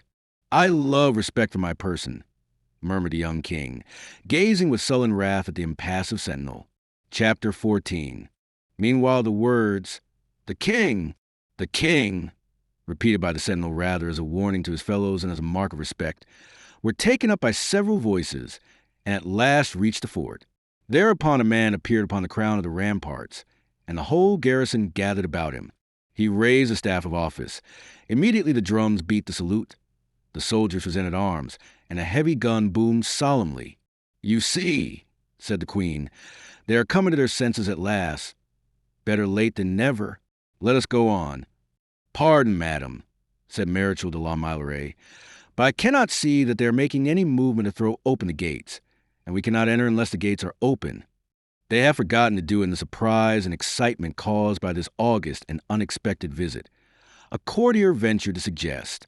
Such things are not forgotten, monsieur, the marshal replied. Will your majesties deign to listen to a word of advice from me? He added, turning to the king and queen. What is it, marshal? Your majesty should withdraw to the distance of 500 yards with Guétot and the guards, while I ride forward with the musketeers and light horse, and reconnoiter the place. The queen replied with a single word. Forward, said she. We will see if they will dare refuse to let us pass. The young king, in his delight, drove his spurs into his horse and galloped ahead of the others. The marshal and Guétot darted forward and overtook him. You cannot pass, said the sentinel, still maintaining his hostile attitude. It is the king, cried the pages. Halt, cried the sentinel, with a threatening gesture.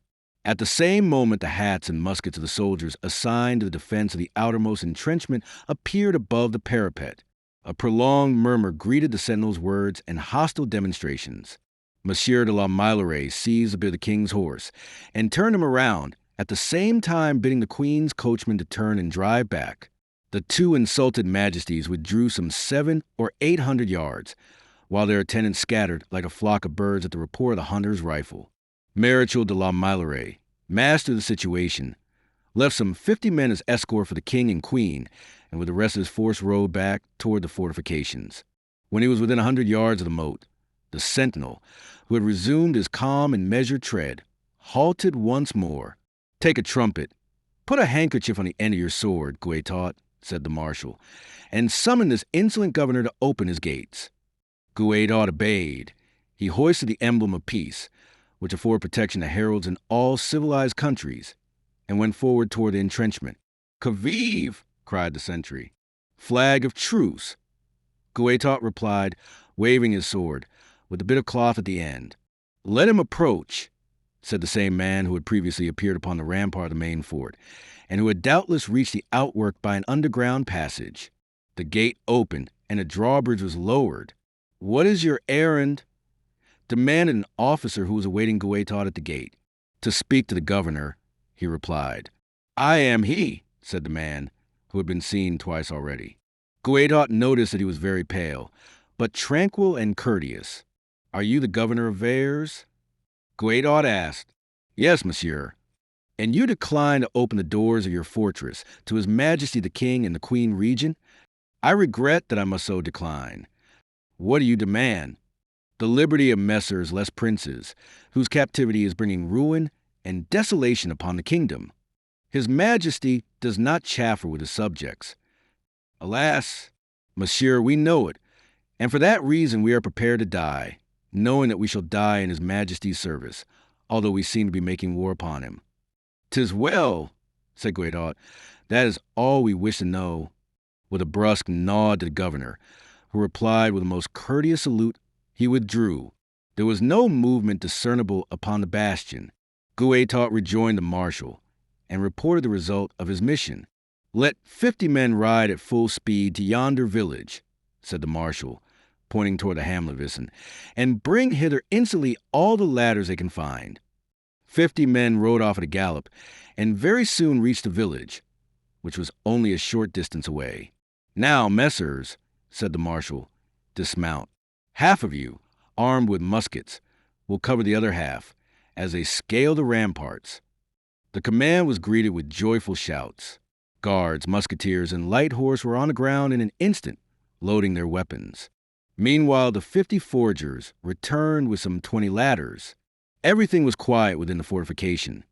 The sentinel paced up and down, and the ends of the musket barrels and the peaked hats could still be seen over the parapet. The king's household marched forward, led by the marshal in person. It was composed of about 400 men in all, half of whom made ready to carry the outwork by assault, and the other half to cover the operation. The king, the queen, and their suite followed the movements of the little troop from afar, with keen anxiety. The queen seemed to have lost all her assurance. in order to have a better view of what was taking place. She caused her carriage to be partly turned, so that it stood sidewise to the fortification. The assailants had taken but a few steps when the sentinel came to the outer edge of the rampart. "Que vive?" he cried in a stentorian voice. "Make no reply," said Monsieur de la Meilleraie, "but march on." "Que vive?" cried the sentinel a second time, putting his musket to his shoulder. "Que vive?" The challenge rang out a third time, and the sentinel leveled his weapon. "Fire on the villain," said Monsieur de la Meilleraie. Instantly the royalist ranks poured forth a volley. The sentinel staggered, dropped his musket, which rolled down into the moat and fell crying. To arms! This beginning of hostilities was answered by a single cannon shot. The ball whistled over the heads of the first rank, plowed through the second and third, killed 4 men, and eventually disemboweled one of the horses attached to the Queen's carriage. A cry of alarm went up from the party in attendance upon their majesties. The king was forced to fall back still farther, and of Austria was near fainting with rage, and Mazarin with fear. The traces of the dead horse were cut, and those of the living horses as well, for they threatened to wreck the carriage with their terrified plunging and rearing. 8 or 10 of the guards took their places and drew the Queen out of range. Meanwhile, the governor unmasked a battery of 6 pieces. When Monsieur de la Meilleraie saw that battery, which would be likely to make short work of his 3 companies, he thought that it would be injudicious to proceed further with the attack and ordered a retreat. The moment that the king's household took its first backward step, the hostile preparations exhibited in the fortress disappeared. The marshal returned to the Queen and requested her to select some spot in the neighborhood for her headquarters. Thereupon the Queen, looking about, espied the small house on the other side of the Dordogne, standing by itself among the trees. "Ascertain to whom yonder house belongs," she said to Guétot, "and request accommodations for me therein." Guétot crossed the river in the Isen ferry boat, and soon returned to say that the house was unoccupied save by a sort of intendant, who said that it belonged to Monsieur le Duc d'Epernon, and was altogether at Her Majesty's service. "Let us go thither in that case," said the Queen. "But where is the king?"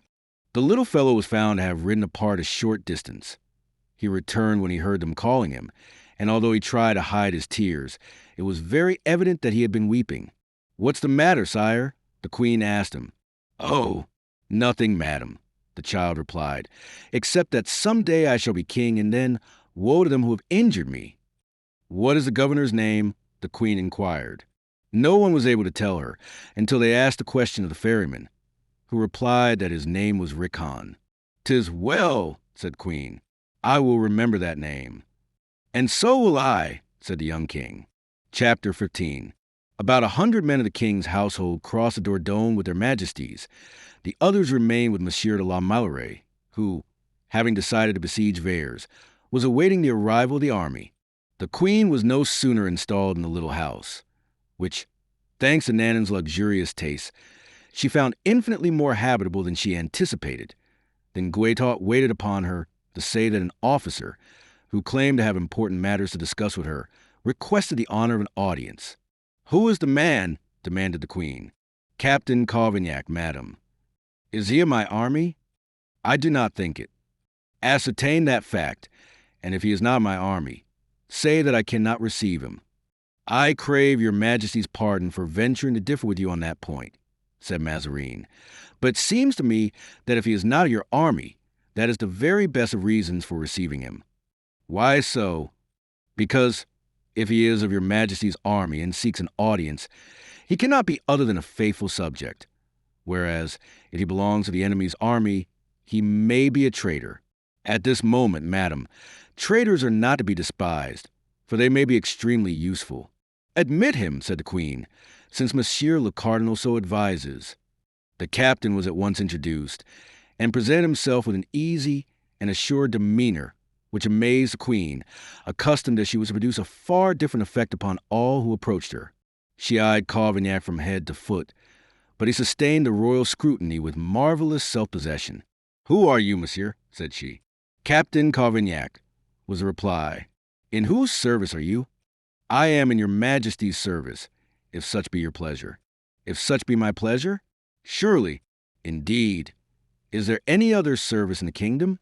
Are there 2 queens in France?" Assuredly not, madam. There is but one queen in France, and she it is at whose feet I have the honor to lay my most humble respect.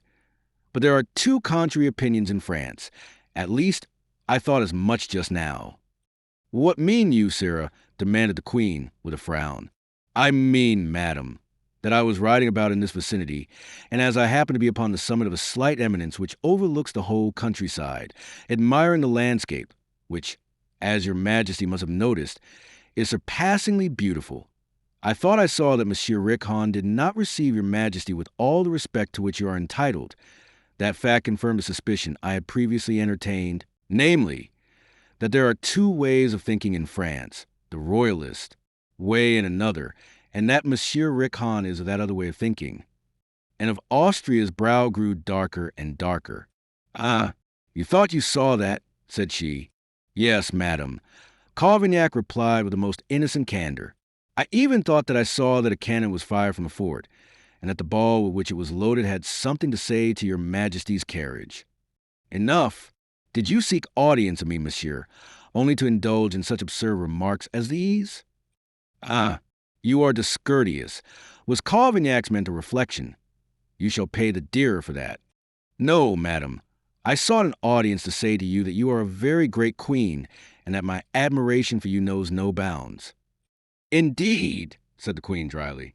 Because of your grandeur and my admiration, which is its natural consequence, I resolve to devote myself heart and soul to your majesty's cause. Thanks, said the queen, ironically. Goetot, she added, turning to the captain of the guards. Show this prating fool the door. Pardon, madam, said Cavaignac. I will go without being driven out, but if I go you will not have veilleurs. Whereupon he saluted her majesty with perfect grace, and turned upon his heel. Madam, said Mazarin in an undertone, I think that you are ill-advised to send this man away. Stay a moment, said the queen, and say what you have to say. After all, you are a strange fellow and most amusing. Your majesty is very kind, said Cavaignac, bowing low. What were you saying about obtaining possession of veilleurs? I was saying that if your majesty still entertains the purpose, which I fancied I detected this morning, of gaining admission to veilleurs, I will make it my duty to show you the way in. How so? I have 150 men of my own at veilleurs. Of your own? Yes, of my own. Even so, I turn over those 150 men to your majesty. What then? What then? Yes. Why, then, it seems to me that the devil's in it if with 150 doorkeepers your majesty cannot cause a door to be opened. T is a witty knave, said the queen with a smile. Cavaignac evidently guessed that a compliment was intended, for he bowed a second time. What is your price, monsieur? She asked. Oh, mon Dieu, madam, 500 livres for each doorkeeper. Those are the wages I pay my men. You shall have them. And for myself? Ah, you must have something for yourself also. I should be proud to hold a commission by virtue of your majesty's munificence. What rank do you demand? I should love to be governor of Braun. I have always longed to be a governor. Granted. In that case, save for a trifling formality, the bargain is concluded. What is that formality? Will your majesty deign to sign this bit of paper, which I prepared in advance, hoping that my services would be acceptable to my magnanimous sovereign? What is the paper? Read it, madam. With a graceful movement of his arm, and bending his knee with the utmost deference, Cavaignac presented a paper to the queen, who read as follows. On the day that I enter veilleurs, without striking a blow, I will pay to Captain Cavaignac the sum of 75,000 livres, and will make him governor of Braun. And so, the queen continued, restraining her indignation, Captain Cavaignac has not sufficient confidence in our royal word, but demands a written promise. In matters of importance, madam, a written promise seems to me most desirable, rejoined Cavaignac with a bow.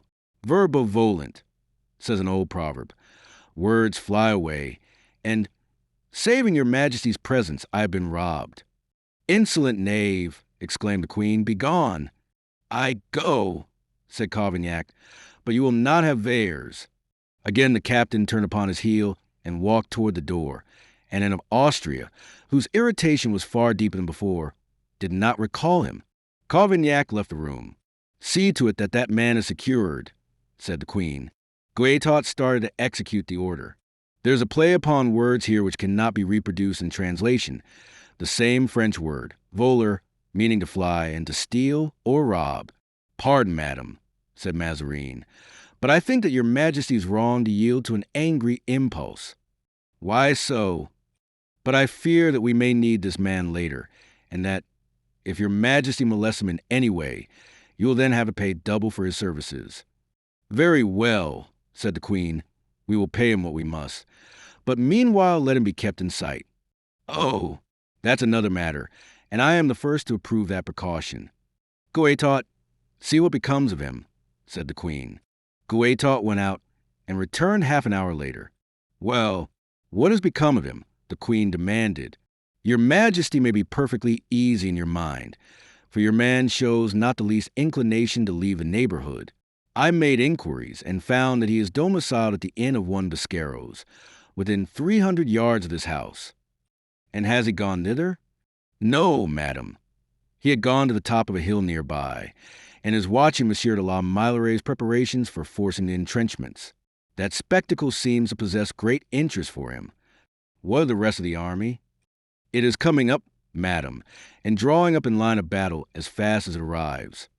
"In that case the marshal proposes to attack at once." "In my opinion, madam, it would be much better to give the troops a night's rest before risking an attack." "A night's rest!" cried the queen. "The royal army to be delayed a night and day by such a paltry affair as this. Impossible. Guaitot, go and order the marshal to attack the fort at once. The king proposes to lie tonight at Vayres." "But, madam," murmured Mazarin, "it seems to me that the marshal's precaution—" "And it seems to me," retorted Anne of Austria, "that when the royal authority has been outraged, it cannot be avenged too swiftly. Go, Guaitot, and say to Monsieur de la Meillerais that the queen's eye is upon him." Dismissing Guaitot with a majestic gesture, the queen took her son by the hand and left the room, and, without looking to see if she was followed, ascended a staircase leading to a terrace. This terrace commanded a view of the surrounding country by means of vistas most artfully designed. The queen cast a rapid glance in every direction. 200 yards behind her was the Libourne road, with the hostelry of our friend Biscaros gleaming white in the sunlight. At her feet flowed the Dordogne, calm, swift, and majestic. At her right arose the fort of Vayres, silent as a ruin. The redoubts newly thrown up formed a circle around it. A few sentinels were pacing back and forth upon the gallery. 5 pieces of cannon showed their bronze necks and yawning mouths through the embrasures. At her left, Monsieur de la Meillerais was making his dispositions to camp for the night. The main body of the army had arrived and was drawn up in close order around the marshal's position. Upon a hillock stood a man following attentively with his eyes every movement of besiegers and besieged. It was Cavaignac. Guaitot crossed the river on the ferry boat. The queen stood like a statue upon the terrace, with contracted brow, holding the hand of little Louis XIV, who gazed on the scene before him with interest beyond his years, and from time to time said to his mother, "Madam, please let me mount my battle horse, and go with Monsieur de la Meillerais to punish these insolent fellows." At the queen's side was Mazarin, whose crafty, mocking features had assumed for the moment that cast of serious thought which they wore on great occasions only. And behind the queen and the minister were the maids of honor, who took pattern by their mistress's silence, and hardly dared exchange a few hurried words in undertones. In all this there was an appearance of peace and tranquility, but it was a tranquility of the mind, which a spark is soon to change into a destructive tempest. The eyes of all were fixed with special intentness upon Guaitot, for from him was to come the explosion which was awaited with such diverse emotions. The army likewise was in a state of painful suspense, and the messenger had no sooner stepped ashore upon the left bank of the Dordogne and been recognized in every eye was turned upon him. Monsieur de la Meillerais, as soon as he caught sight of him, left the group of officers in the center of which he was standing and went to meet him. Guaitot and the marshal talked together for a few seconds. Although the river was quite wide at that point, and although the distance was considerable between the royal party and the 2 officers, it was not so great that the surprised expression upon the marshal's face could not be detected. It was evident that the order conveyed to him seemed ill-advised and unseasonable, and he looked doubtfully toward the group in which the Queen could be distinguished. But of Austria, who understood his thought, made so imperative a gesture with both head and hand that the marshal, who knew his imperious sovereign of old, bent his head in token of acquiescence, if not of approbation. Instantly, at a word from him, 3 or 4 captains, who exercised the functions of aides-de-camp of the present day, leaped into the saddle and galloped away in 3 or 4 different directions. Wherever they went, the work of pitching the camp, which had just been begun, was at once broken off, and at the beat of the drums and the shrill call of the bugles, the soldiers let fall the armfuls of straw they were carrying and the hammers with which they were driving in the tent stakes. All ran to their weapons, which were stacked in due order. The grenadiers seized their muskets, the common soldiers their pikes, the artillerymen their various instruments. For a moment there was incredible confusion, caused by all these men running in all directions, but gradually order succeeded chaos, and every man was in his proper place. The grenadiers in the center, the king's household on the right, the artillery on the left. The drums and trumpets were silent. A single drum was heard behind the entrenchments. Then it too ceased, and deathlike silence prevailed. Suddenly an order was given in a clear, sharp tone.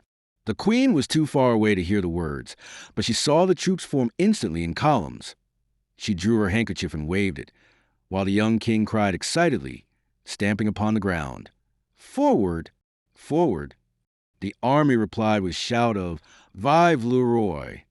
The artillery set off at a gallop, and took up its position upon a slight elevation, and the columns moved forward as the drums beat the charge. It was not a siege in regular form, but a simple escalade. The entrenchments thrown up in haste by Richness were earthworks. There were no trenches to be opened therefore. It was a matter of carrying them by assault. Every precaution had been taken by the energetic commandant of Vayres, and he had availed himself of every possible advantage in the lay of the land, with unusual science. It was clear that Richness had determined not to fire first under any circumstances, for again he waited for provocation to come from the king's troops. But again, as on the former occasion, that terrible row of muskets, which had done such execution upon the king's household, was seen to be pointing down at them. As the forward movement began, the 6 guns drawn up on the little hill were discharged, and the cannonballs threw up showers of dirt on the crown of the ramparts. The response was not long delayed. The artillery within the entrenchments roared forth in its turn, plowing broad furrows in the ranks of the royal army. But at the voice of the officers, these bleeding gaps disappeared. The lips of the wound opened for an instant, then closed again. The main column, which was momentarily shaken, moved forward once more. While the cannon were being reloaded, it was the turn of the musketry. 5 minutes later, the great guns on both sides discharged their volleys again, with but a single report, like 2 tempests in fierce combat with each other, like 2 peals of thunder coming at the same instant. As it was perfectly calm and a dense smoke hung over the battlefield, besiegers and besieged soon disappeared in the cloud, which was rent from time to time by the vivid flash of the artillery. From time to time men could be seen coming out from the cloud in the rear of the royal army, dragging themselves along with difficulty, and leaving a bloody track behind them until they fell exhausted. The number of wounded rapidly increased, and the roar of the musketry and artillery continued. The royal artillery, however, were firing irregularly and at random, for amid the dense smoke the gunners could not distinguish friends from foes. The gunners in the fort, on the other hand, had none but foes in front of them, and their fire was more constant and more deadly than ever. At last the royal artillery ceased firing altogether. It was evident that the assault had begun in good earnest, and that a hand-to-hand combat was in progress. There was a moment of keenest anxiety on the part of spectators, during which the smoke, the firing having greatly slackened, rose slowly into the air. The royal army was then seen to be falling back in disorder, leaving heaps of dead at the foot of the ramparts. A sort of breach had been made.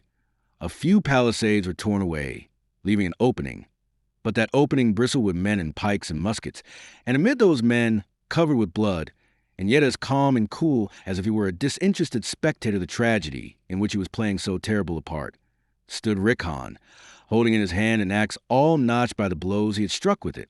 Some invisible power seemed to protect him, for he was constantly in the thickest of the firing, always in the front rank, always standing erect and with uncovered head, and yet no bullet had struck him, no pike had touched him. He was as invulnerable as he was impassive. Thrice Marechal de la Meilleraie in person led the royal troops to the assault. Thrice the royal troops were beaten back before the eyes of the king and queen. Great tears rolled silently down the pale cheeks of the boy king, and of Austria wrung her hands and muttered, "Oh, that man, that man. If he ever falls into my hands, I will make a terrible example of him."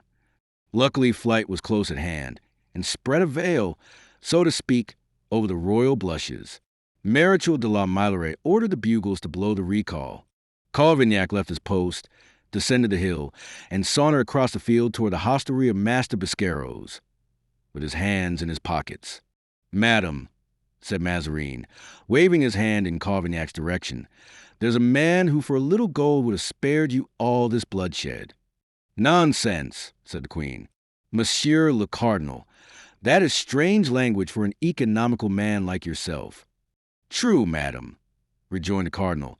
"I know the value of gold, but I know the value of blood also, and at this moment blood is more valuable to us than gold." "Be assured," said the queen, "that the blood that has been shed shall be avenged. Comminges," she added, addressing the lieutenant of her guards, "seek out Monsieur de la Meilleraie and bring him to me." "Bernouin," said the cardinal to his valet, pointing to Cavaignac, who was within a few steps of the golden calf.